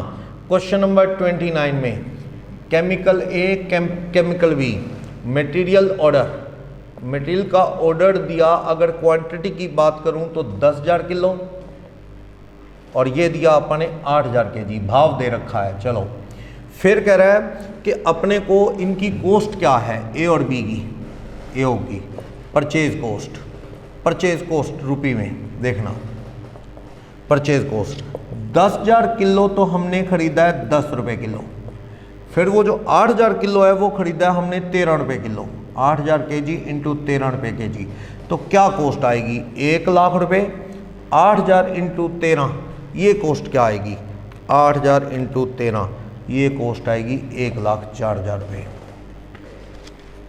ठीक, फिर हमें क्या कहता है इसमें, फिर कहता है बेसिक कस्टम ड्यूटी 10% लगेगी, बेसिक कस्टम ड्यूटी।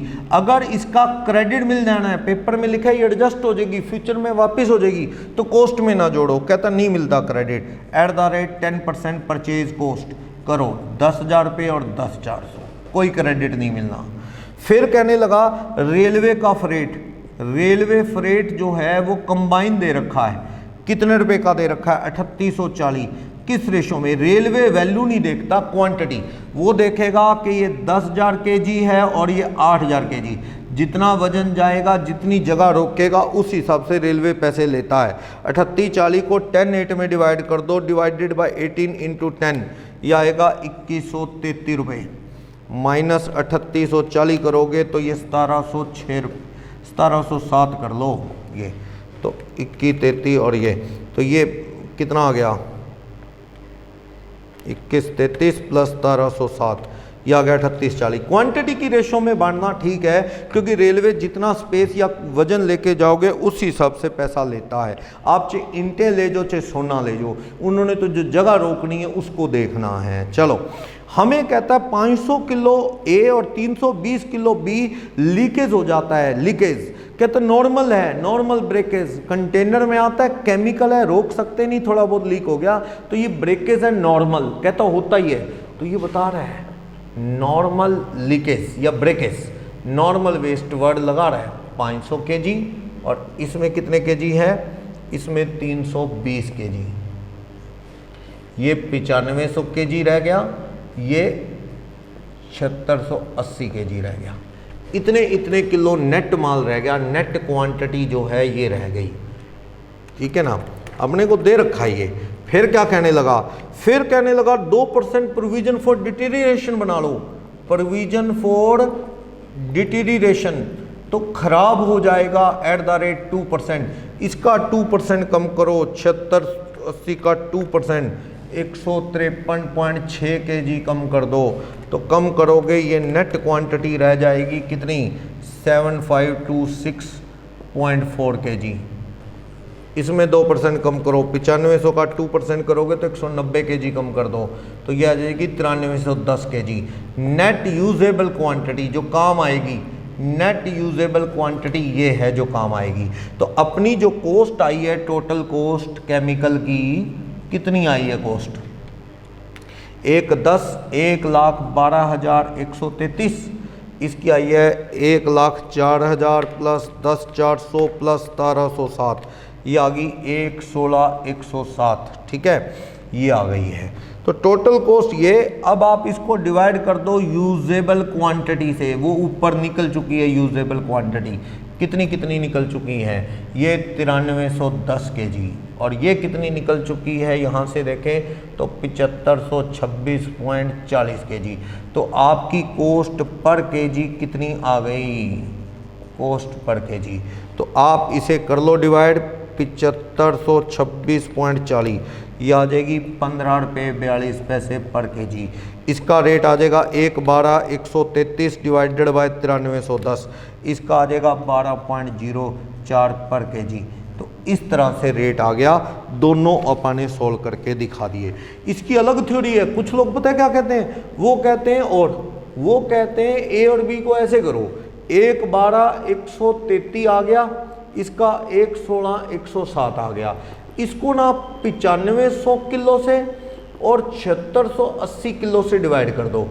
जो कॉस्ट पर केजी आएगी नेचुरल है थोड़ी ज़्यादा आएगी, कम आएगी, सॉरी कम क्यों आएगी, क्योंकि अपन ने ज़्यादा क्वांटिटी से डिवाइड किया। ये प्रोविजन ना कम करो, कहते ये हुआ तो नहीं, कुछ लोग कहते हैं हुआ तो नहीं ना, 11.8034, और इसकी कितनी आ जाएगी 1,16,107 डिवाइडेड बाय 7680, यह आ जाएगी 15.11809। वो कहता है जी प्रोविजन फॉर डिटीरिएशन नेट कॉस्ट में जोड़ दो, डिटीरिएशन 2%, उससे आंसर कॉस्ट क्या पड़ेगी, कॉस्ट पर केजी अलग आ जाएगी। तो इसके अंदर 2% जोड़ोगे कितना आ जाएगा 15.42 रुपये पर केजी, इसमें जोड़ोगे 11.80 34, इसमें 2% जोड़ोगे तो 12.039। कुछ लोग ऐसे कहते हैं, आंसर थोड़ा सा अलग है, इसका तो सेम है उसका थोड़ा अलग है, पर मुझे ये कंसेप्ट कम अच्छा लगता है। भाई क्वांटिटी को आप कम करो ना, और ख़राब होने के चांस है तो प्रोविजन बना लो ख़राब होने का, तो वो कम करके क्वांटिटी रिड्यूस डाउन करो तो वो ज़्यादा बेटर है। मैंने तो एक और अप्रोच बताई है कि कुछ बुक राइटर इस अप्रोच को भी फॉलो करते हैं, नेट क्वांटिटी से डिवाइड करते हैं, नेचुरल कॉस्ट कम आएगी पर उसमें 2% प्रोविजन ऐड कर देते हैं ताकि वो कॉस्ट बढ़ा दें। प्रोविजन को इस तरह नेट कॉस्ट में ऐड कर रहे हैं 2%, लेकिन बजाय इसके ये ज़्यादा बेटर है अगर आप इस तरह करो, क्वांटिटी कम करो। तो इस तरह से ये नेट कॉस्ट का एक जनरल क्वेश्चन है, बहुत ही सिंपल। याद रखना जो टैक्स होता है ना, वैट, जीएसटी कह लो, कस्टम, ये वैल्यू की रेशो में बढ़ता है। जैसे इसने तो परसेंटेज में दे दिया, अगर ये कस्टम ड्यूटी टोटल में दे देता 10,000 रुपये तो ये क्वांटिटी केजी की रेशो में ना बढ़ता, ये वैल्यू 1 लाख और 1,04,000 की रेशो में बढ़ता, क्योंकि जीएसटी नॉर्मली क्वांटिटी बेस नहीं वैल्यू बेस लगता है, तो उसे वैल्यू की रेशो में, लेकिन कैरीज ट्रक या रेलवे का किराया क्वांटिटी की रेशो में बांटो तो ज़्यादा अच्छा है। रेलवे ये नहीं देखता कितने रुपए का माल है, वो देखता है बैग कितना बड़ा है। आप रेलवे की एक बोगी बुक कर लो, कहता जी मिट्टी लेके जानी है। आप मान लो पंजाब में रहते हो तो आपको लगता है जी पंजाब की मिट्टी जाके आंध्र प्रदेश में रहने लगे, आप वहाँ लेके जानी है आंध्र प्रदेश में, वहाँ के खेतों में डालूंगा पंजाब की मिट्टी, आपको लगता है मेरा अपना स्टेट है ये वो। तो अगर आप वहाँ ऐसे लेके जाना चाहो, रेलवे की बोगी बुक कर दो, तो रेलवे कहता है जी इसका किराया 1,50,000 लगेगा वहाँ जाने का। आप कहते हो इतने की तो मिट्टी नहीं, मिट्टी हो ना हो अगले की जगह रुक रही है, उन्होंने तो उस स्पेस के हिसाब से पैसे लेने हैं। बात ये है, इससे कोई फर्क नहीं पड़ता मिट्टी लेके जाओ चाहे सोना लेके जाओ। तो इस तरह से ये क्वेश्चन नंबर 29 हो गया। 30 आप इजीली कर लेंगे। 30 के अंदर तो परचेज प्राइस दे रखा है डिस्काउंट काट के 800, CGST 96 का है, central general and service goods and service tax 896। Packing के चार्जेस 50 रुपये, जिस बॉक्स में आया है माल वो पैक हो, क्या आता है ना खराब ना हो, वापस नहीं होना, वो कह रहा है। तो कहता है 2% डिस्काउंट और मिलेगा जल्दी पेमेंट पे, दैट इज कैश डिस्काउंट। जल्दी पेमेंट पे जो डिस्काउंट मिलेगा इग्नोर करो, ओके। और कह रहे हैं ये जो टैक्स है ना जीएसटी सेंट्रल गवर्नमेंट का गुड्स एंड सर्विस टैक्स, कहते हैं ये इनपुट क्रेडिट मिल जाएगा, वापस हो जाएगा, इसको छोड़ो। तो अपनी कॉस्ट ट्रेड डिस्काउंट काट के 800 रुपये है, वो ना जोड़ो, जीएसटी मत जोड़ो क्योंकि वो तो क्या हो जाएगा एडजस्ट, प्लस इसमें 96 वो छोड़ो, प्लस 50 रुपये बॉक्स के जोड़ो, 850, क्योंकि वो डिब्बे गए वापस नहीं होने, पैक होके आए डिब्बों में। तो आपकी कॉस्ट 850 रुपये मानो, 800 प्लस बॉक्सेस की 50, 850। क्वांटिटी कितनी है 200 यूनिट, 850 को 200 यूनिट से करोगे तो 4 रुपये 25 पैसे पर यूनिट आ जाएगा। तो याद रखना सीजीएसटी क्यों नहीं कॉस्ट में जोड़ा, क्योंकि एडजस्टेबल है, रिफंड हो जाएगा, एडजस्ट हो जाएगा, क्रेडिट मिल जाएगा, तो ये कॉस्ट का पार्ट नहीं बनेगा। और बॉक्स बने क्योंकि वो क्या है वापस नहीं होने पैसे, वो गए, तो वो कॉस्ट का पार्ट बना। ट्रेड डिस्काउंट कम होता है, cash discount part of cost में से कम नहीं होता, वो तो जल्दी पेमेंट देने का है, फाइनेंस नेचर का कॉस्ट है, उसका कुछ नहीं होना। 31 आप इजली कर लोगे, ये तो वही है ईओक्यू का। 32 कर लोगे, इसमें ना storage cost, interest cost, obsolescence सब जोड़ लो। 2%, 12%, 6% दे रखा है 32 में, एक 2, एक 12, खराब हो जाएगा 6। अभी एक क्वेश्चन किया था 15 था कि 16 था, तो ये total cost carrying cost 20% per annum आ जाएगी। तो परचेज प्राइस कितना है, परचेज प्राइस इस क्वेश्चन में 20 रुपये का यूनिट प्राइस है, एक चीज़ का 20, तो 20% लगाओगे तो 4 रुपये पर यूनिट जो है आपकी कैरिंग कॉस्ट आ जाएगी। एस आपको कितना दे रखा है 16 रुपये पर ऑर्डर, और साल में जरूरत कितनी आपको एनुअल 5000 यूनिट की, बस कर लेना। ईओक्यू आया पड़ा है, कोई भी दिक्कत नहीं है, ईओक्यू कर लेंगे। कहता अगर प्राइस 12.8 होता है इनकरेक्टली, गलती से आपने परचेज प्राइस 20 की जगह 12 रुपये 80 पैसे ले लिया होता तो कोई बात नहीं, कैरिंग कॉस्ट 12.8 का 20% लग जाएगी, 12.8 का हो जाएगा 20%, उसमें क्या है, वो कोई दिक्कत नहीं है, ठीक है, हो जाएगा। 33 हो जाएगा, सेम है, मिनिमम मैक्सिमम लेवल सब दे रखा है क्वेश्चन नंबर 33 में।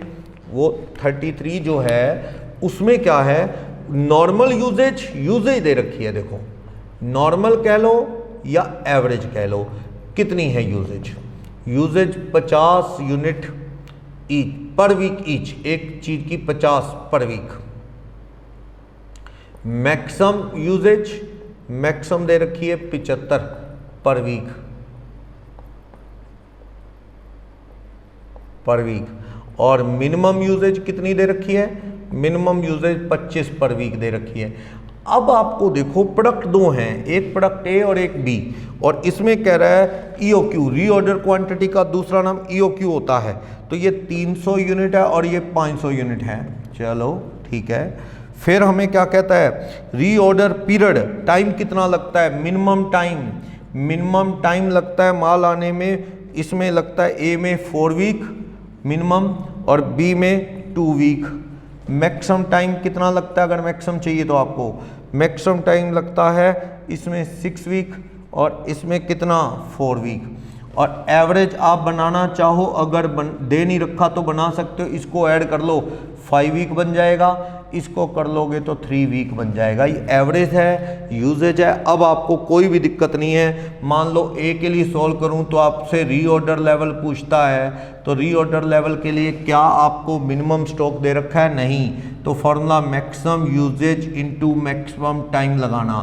तो मैक्सिमम यूजेज कितनी है? देखो ए और बी की सेम है, ये common for A and B, अलग अलग नहीं दे रखी। ए और बी के लिए सेम है, बी करोगे तो भी यही। तो मैक्सिमम 75 यूनिट हो गया पर वीक, और मैक्सिमम टाइम कितना लगता है माल आने में? ए में 6 वीक। तो 450 यूनिट क्या आ गया यहाँ से? रीऑर्डर लेवल आ जाएगा इस तरह से। क्लियर? ऐसे बी का कर लेंगे।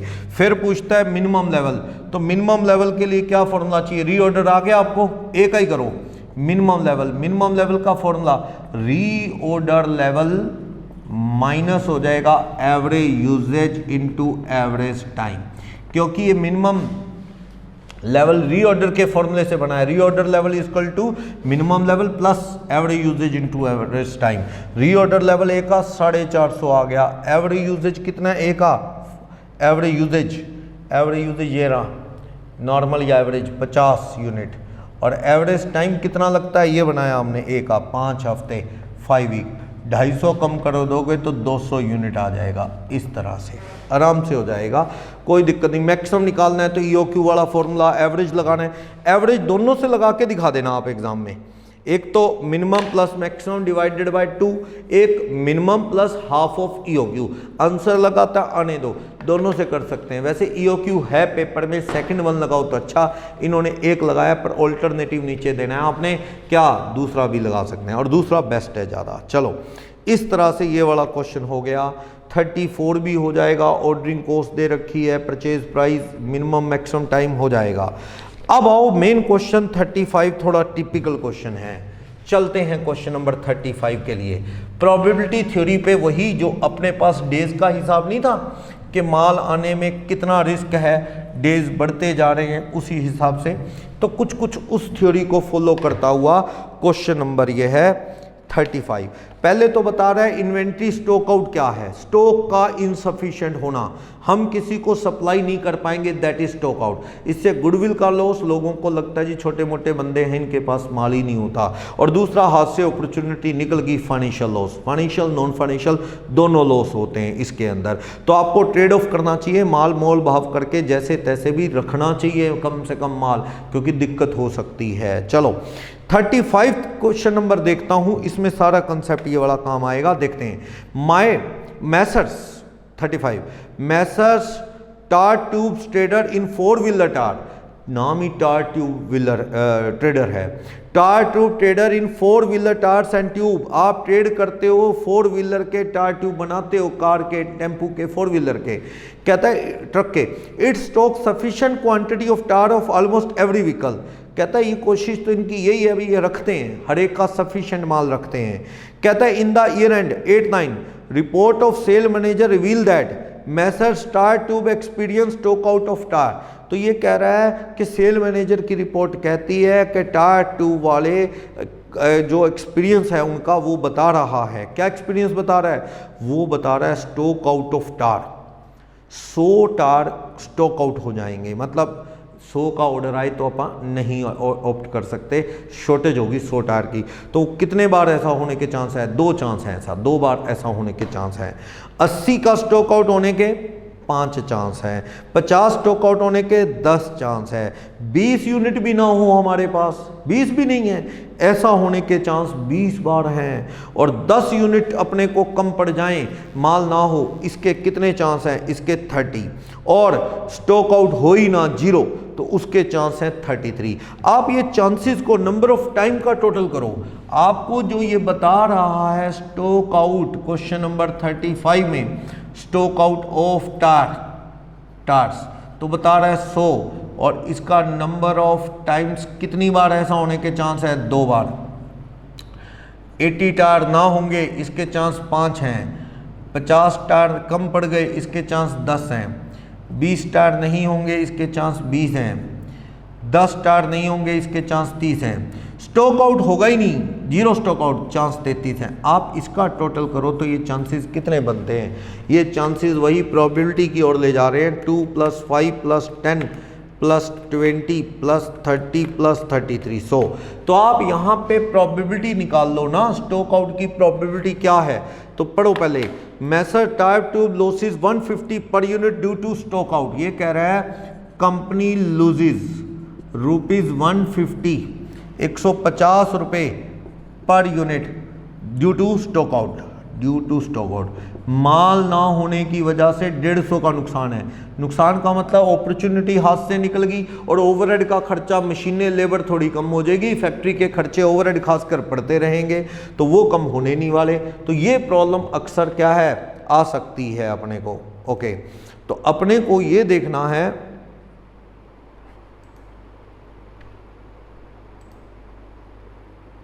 Just a minute.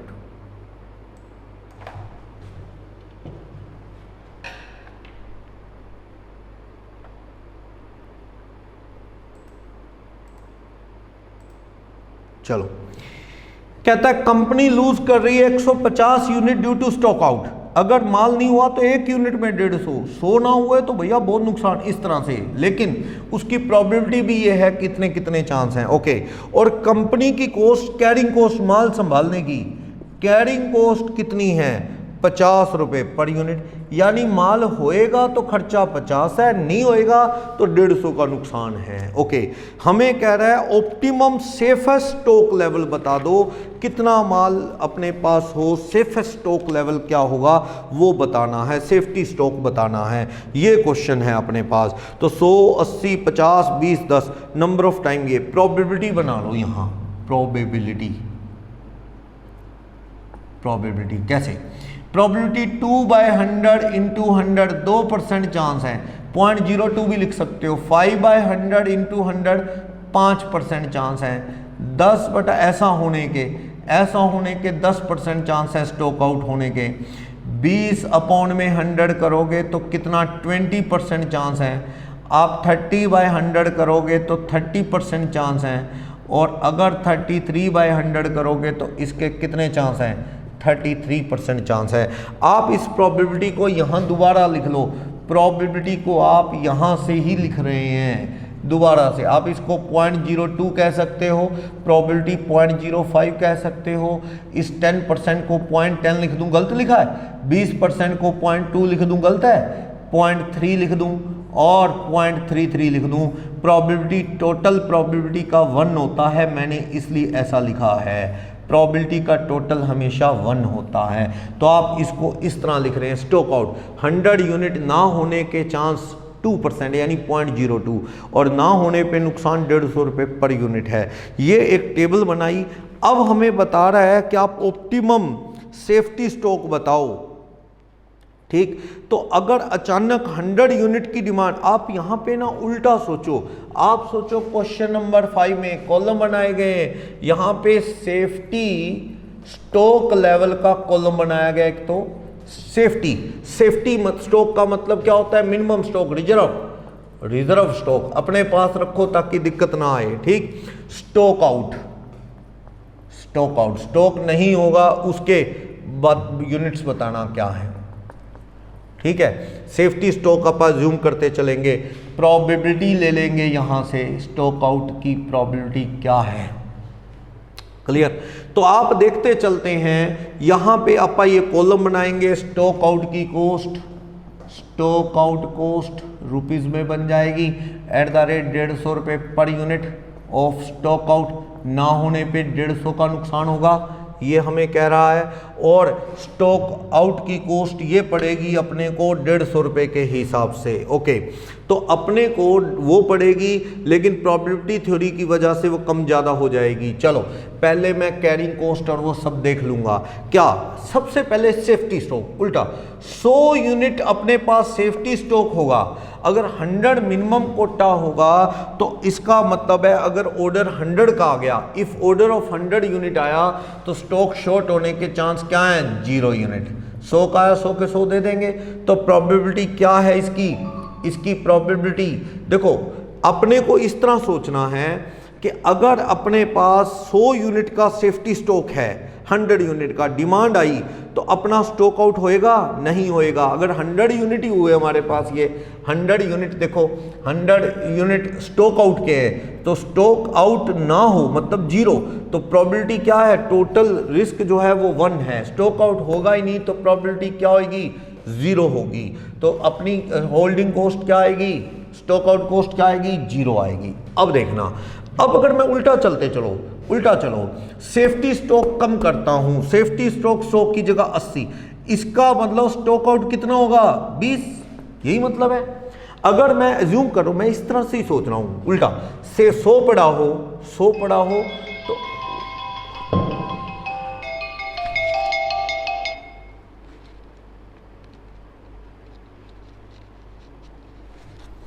देखो, अगर अपने पास 100 यूनिट पड़ा हो तो अपने पास रिस्क क्या है? प्रोबेबिलिटी क्या? स्टॉक आउट की होएगी नहीं। अगर 100 पड़ा होगा, 100 का ऑर्डर ऑप्ट कर लेंगे, अपना दे देंगे माल। तो लेकिन अगर 80 यूनिट पड़ा हो, क्योंकि यहाँ पे स्टॉक आउट ऐसे है ना, 100, 80, 50, 20, 10, मैं उल्टा चल रहा हूँ। अगर मान लो ये है रिस्क, स्टॉक आउट का 0 है। अगर मान लो मैं ये कह रहा हूँ कि अपने पास 100 यूनिट पड़ा है माल, 100 यूनिट पड़ा है तो स्टॉक आउट के चांस 0 होंगे। प्रोबेबिलिटी क्या है? रिस्क के कोई चांस नहीं है। और आपके पास 100 यूनिट पड़े होंगे तो आप देख सकते हो यहाँ पे कैरिंग कॉस्ट क्या होगी संभालने की? Carrying cost of units hold at the rate 50 रुपये पर यूनिट। तो 50 रुपये पर यूनिट के हिसाब से 100 यूनिट की कितनी कैरिंग कॉस्ट हो जाएगी आपकी? 100 यूनिट की 50 रुपये पर यूनिट के हिसाब से आपकी कैरिंग कॉस्ट पड़ने वाली है 5000। और टोटल कॉस्ट क्या पड़ने वाली है? टोटल कॉस्ट का मतलब वही stock out cost plus carrying cost. तो यहाँ तो कैरिंग कॉस्ट 5000 पड़ने वाली है, स्टॉक आउट कॉस्ट है ही नहीं। चलो अब देखना ध्यान से, ये पॉइंट समझना। मान लो मैं कहता हूं सेफ्टी स्टॉक 80 है, अपने पास रिजर्व कोटा 80, आप सोच रहे 80, इसका मतलब अगर 80 है तो 20 यूनिट का स्टॉक आउट हो सकता है अगर अपने पास 80 है तो, ठीक है। मान लो अपने पास ये देखो नेक्स्ट पेज पे लिखा भी है, stock out will only arise, अगर आपके पास ऑर्डर किसका आ गया? 100 का आ गया। इन दिस केस 20 यूनिट आपके पास क्या रहेंगे? अनसेटिस्फाइड रहेंगे। सिर्फ 20 यूनिट आपके अनसेटिस्फाइड रहने वाले हैं। तो यहाँ पे एक लाइन है, सॉल्यूशन में थोड़ा सा एक लाइन लगानी रह गई है। 80 के बाद बस एक लाइन लगा दो, ये पूरी अंडरलाइन कर दो। चलो, अगर 80 यूनिट सेफ्टी स्टॉक है तो सिर्फ एक रिस्क है, अगर 80 का आया दे देंगे, 50 का आया दे देंगे, 20 का आया दे देंगे, 10 का ऑर्डर आया दे देंगे, 100 का आया तो क्या करोगे? एक ही चांस है आपका बस। अगर आपके पास 80 स्टॉक पड़ा है और ऑर्डर 100 का आ गया तो इसके रिस्क कितने हैं? आपके रिस्क सिर्फ 2% है। 100 यूनिट का ऑर्डर आ गया, आपके पास 80 पड़े हैं तो स्टॉक आउट कितना हो जाएगा? 20। इसके चांस कितने हैं कि भी 100 यूनिट का ऑर्डर आने पे स्टॉक आउट होगा। तो यानी ये बता रहा है कि 100 यूनिट का ऑर्डर आने पे अपा माल नहीं दे पाएंगे, इसके चांस 2% है। 80 का ऑर्डर आने पे नहीं दे पाएंगे, 5% चांस है। वो बता रहा है कि 80 यूनिट स्टॉक में पड़े हैं, ऑर्डर 100 का आ गया तो सिर्फ एक यही केस है कि स्टॉक आउट फील करना पड़ सकता है, 20 यूनिट की शॉर्टेज होगी अपने पास। अगर 50 का आया, 30 का आया, 20 का आया तो आप माल दे देंगे। तो 80 आप अपनी ओर से सोच रहे हैं, 80 पड़ा है तो मैक्सिमम 100 का ऑर्डर आने पे 20 शॉर्ट रहेंगे और इसकी प्रोबेबिलिटी कितनी है? 0.02, 2% प्रोबेबिलिटी इस चीज की। और स्टॉक आउट कॉस्ट कितनी होगी? 20 यूनिट की स्टॉक आउट कॉस्ट 150 रुपये पर यूनिट के हिसाब से कितनी होगी? 3000। लेकिन 3000 रुपये के होने के चांस क्या हैं? सिर्फ 2% है। तो 3000 को 2 रुपये से मल्टीप्लाई कर दो, ये अपनी फाइनल कैरिंग कॉस्ट है, इन्वेंट्री कैरिंग कॉस्ट। कैसे? आप कॉलम नंबर 2 ये कॉलम नंबर देते हैं अगर, तो ये column number 1, column number 2, column number 3, column number 4। तो ये कॉलम नंबर जो एक्सपेक्टेड कैरिंग कॉस्ट है वो कैसे आ जानी है? कॉलम नंबर इसको मल्टीप्लाई कर दो आप, पहले वाले को 4 को, अपने 4 बनाया, इन्होंने अलग बनाया, 4 को आप मल्टीप्लाई कर दो 3 से, प्रोबेबिलिटी से करो। तो आप 3000 को करोगे मल्टीप्लाई तो 0.02 से कितना आ जाएगा? 60 रुपये। और होल्डिंग कॉस्ट क्या आ जानी है अपनी 80 यूनिट की 50 रुपये पर यूनिट के हिसाब से कितनी आ जानी है ये कॉस्ट 4000। तो अपनी टोटल कॉस्ट 4000 प्लस 60 तो कितनी आ जाएगी 4060। ठीक है, आप कर लो यहाँ पे ऐसे लिख लो, आप लिख लो ₹60 प्लस ₹4000 तो कितनी कॉस्ट आ जाएगी 4060। ओके, ये कॉस्ट आ जाएगी। सिर्फ ये चांस है कि 100 का ऑर्डर आ गया तो स्टॉक आउट हो सकता है। मानो अपने पास 50 का यूनिट है, अब ध्यान से देखना, अगर अपने पास 50 यूनिट है, ऑर्डर 100 का आ गया तो 50 यूनिट क्या हो जाएंगे स्टॉक आउट। अगर ऑर्डर 100 का आ गया, ऑर्डर 100 का आने पे स्टॉक आउट होगा 50, ऑर्डर 80 का आया, स्टॉक आउट होने के चांस कितने हो जाएंगे 30।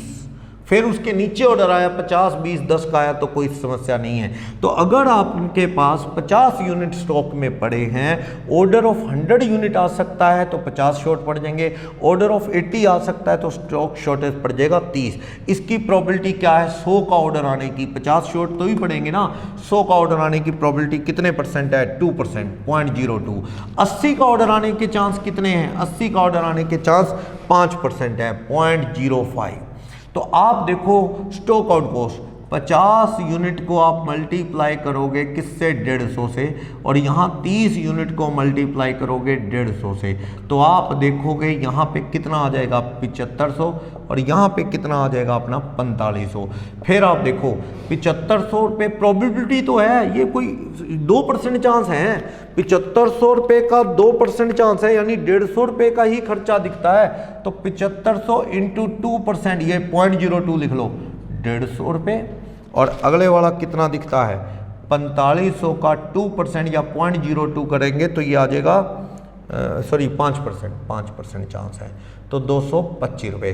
टोटल करना है तो इसका 375 रुपये है और इसका टोटल 12,000 रुपये है। ओके, तो आप देखो यहाँ पे अपनी होल्डिंग कॉस्ट क्या आएगी संभालने की। आप 50 यूनिट को संभाल लेंगे 50 रुपये पर यूनिट के हिसाब से 2500 रुपये, और आप संभाल लेंगे 30 यूनिट, 50 यूनिट, हाँ 50 ही संभाल लेंगे। ओके ओके ओके ओके, यहाँ तो आप 50 ही यूनिट संभाल लेंगे, 50 यूनिट का स्टॉक है। ओके, तो 50 यूनिट का स्टॉक संभाल लेंगे तो कॉस्ट कितने रुपए पर यूनिट है अपनी 50 रुपये पर यूनिट, 2500 रुपये आएगी। तो आपकी टोटल कॉस्ट देखो तो 300, ये टोटल इसका कर लो ना, ये 2500 ही बनेगी। ये तो स्टॉक तो 50 ही है, वो तो प्रोबेबिलिटी स्टॉक आउट की है।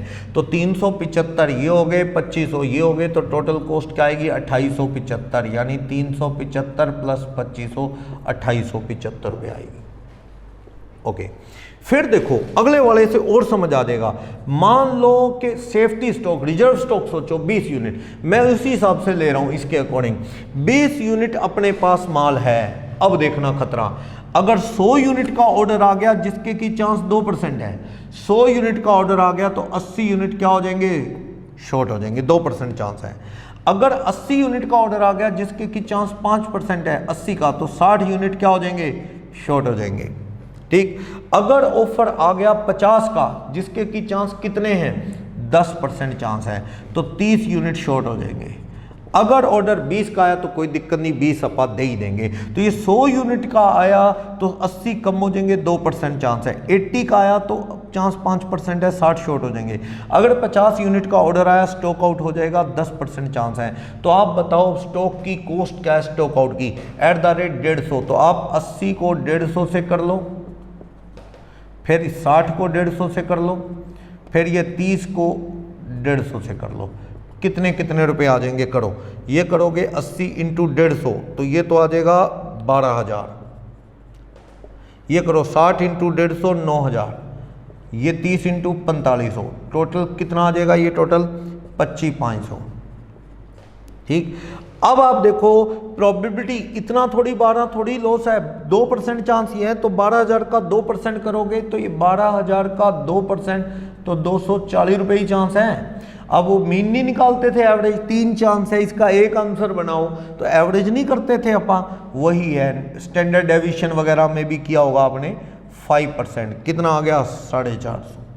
4500 का 10% कितना आ गया 450, यानी टोटल कितने चांस है यहाँ से, ये टोटल करो 1140 रुपये। ये अपनी क्या है, इन्वेंट्री की कैरिंग कॉस्ट है। तो कैरिंग कॉस्ट और ये 25,500 रुपये क्या है, स्टॉक आउट की कॉस्ट है। तो इस तरह से अब आ जाओ कि भाई एक्सपेक्टेड स्टॉक आउट की कॉस्ट जो आई प्रोबेबिलिटी से मल्टीप्लाई करके 1140 आ गई प्रोबेबिलिटी के थ्रू। अब आपका सामान तो 1000 यूनिट ही है, सामान नहीं, सामान आपका जो है 20 यूनिट ही है, कैरिंग तो संभालना तो 20 ही है, और एक यूनिट को संभालने का खर्चा कितना है, 50 रुपये पर यूनिट, यानी ये कॉस्ट तो आपकी 1000 ही रहेगी। ओके, ये कॉस्ट आपकी 1000 रहने वाली है। तो आप दोनों कॉस्ट जोड़ लो, 1140 रुपये प्लस 1000 रुपये, तो आपकी टोटल कॉस्ट 2140 आने वाली है। आगे बढ़ो थोड़ा और, 20 के बाद 10 पे बढ़ो। 10 यूनिट होंगे तो कितनी प्रोबेबिलिटी बनेगी, देखो 10 यूनिट होंगे तो 10 है तो वही बात, फिर 100 का ऑर्डर आ गया तो 2% चांस है 100 का ऑर्डर आएगा, तो 90 यूनिट की शॉर्टेज दिखेगी। सेफ्टी स्टॉक 10 है, और अगर 80 का आ गया तो 5% चांस है 70 शॉर्ट रहेंगे।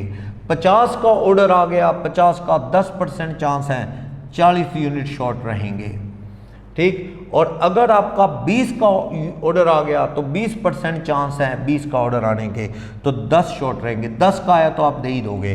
तो इस तरह से आपने ये बनाया 90 70 40 10। प्रोबेबिलिटी को परसेंटेज में लिख लो चाहे सीधा लिख लो, आपके ऊपर डिपेंड करता है, कोई दिक्कत नहीं है। ये 10% है, ये 20% है। चलो अब आपको देखना है कि अपनी स्टॉक आउट की कॉस्ट क्या है। 90 को करोगे आप किससे, 150 से, कितने रुपए आ जाएंगे, 90 इंटू 150 13,500। फिर करोगे आप 70 इंटू 150, कितना आ जाएगा, ये आ जाएगा 10,500। फिर आप करोगे 40 इंटू 150, कितना आ जाएगा 6,000 रुपये, ठीक। फिर आप करोगे 10 इंटू 150, 1,500 रुपये आ जाएगा।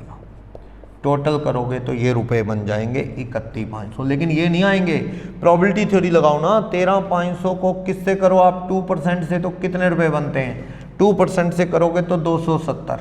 फिर आप 10,500 को करोगे 5% से, तो कितने रुपए बनते हैं ये, 525। फिर करोगे आप 6,000, 10% चांस हैं तो नेट 600 रुपये के चांस हैं। फिर 1,500 रुपये के कितने चांस है, 20%, कितने 300 रुपये, तो कितने रुपए आता है, ये कर लो, ये आ रहा है 1695 रुपये।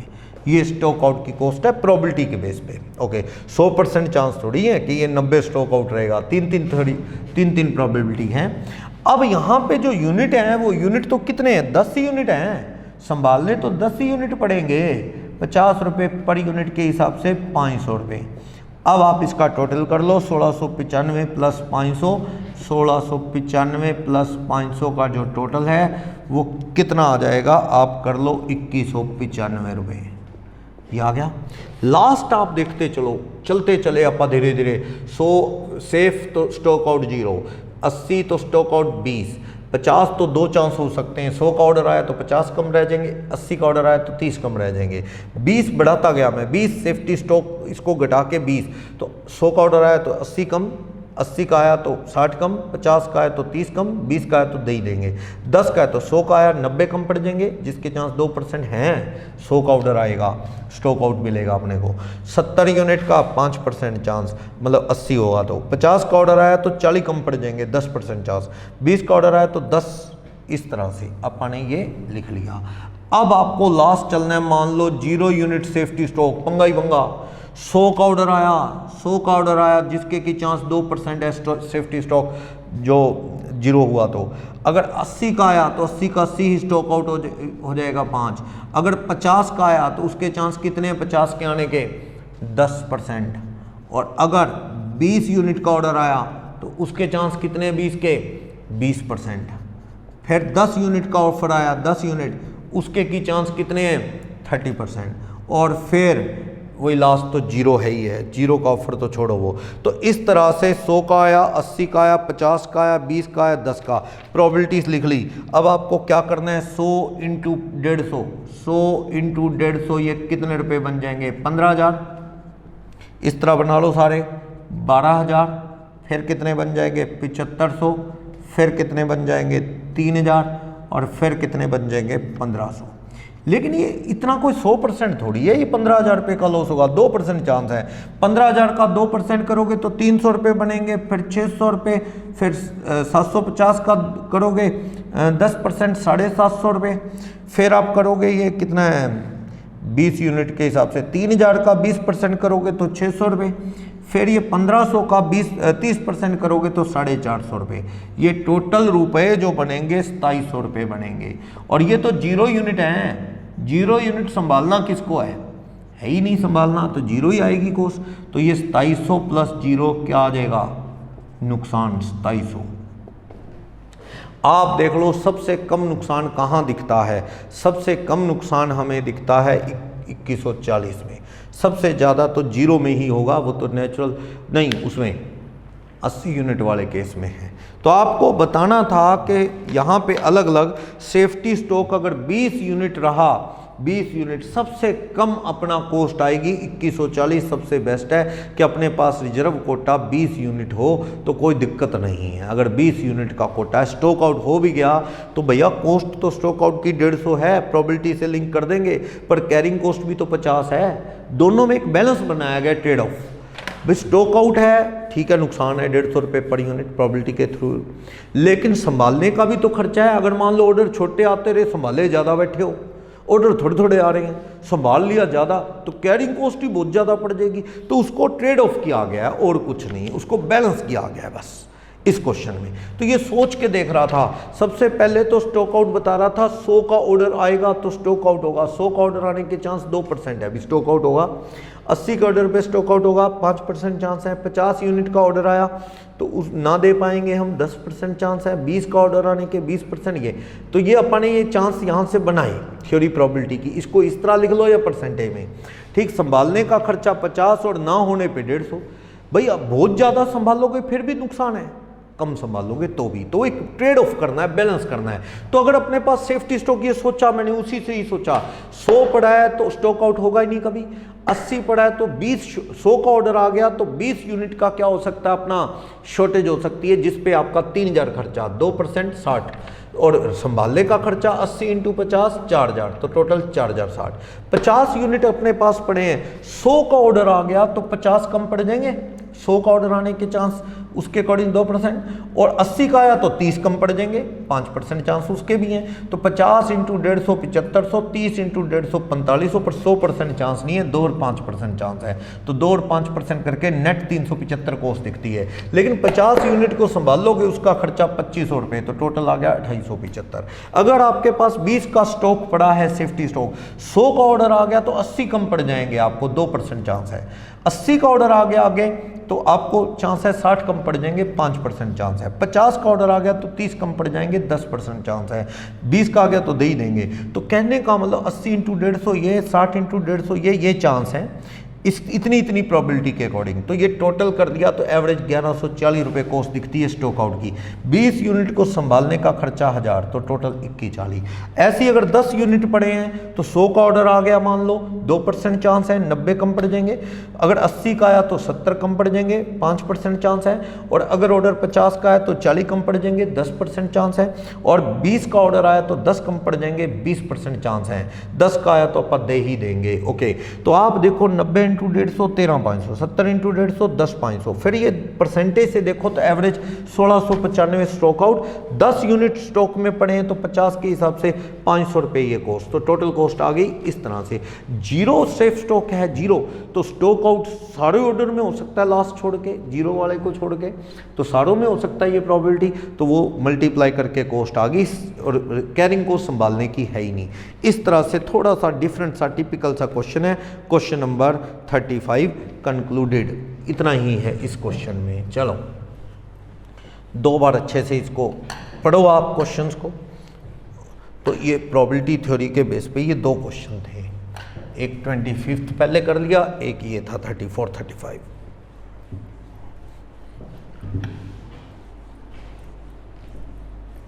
चलो और क्या कह रहा है इसमें। नेक्स्ट क्वेश्चन जो है वो तो 36, तो क्लोजिंग स्टॉक ओपनिंग स्टॉक दे रहा है, उसमें तो कुछ ही नहीं।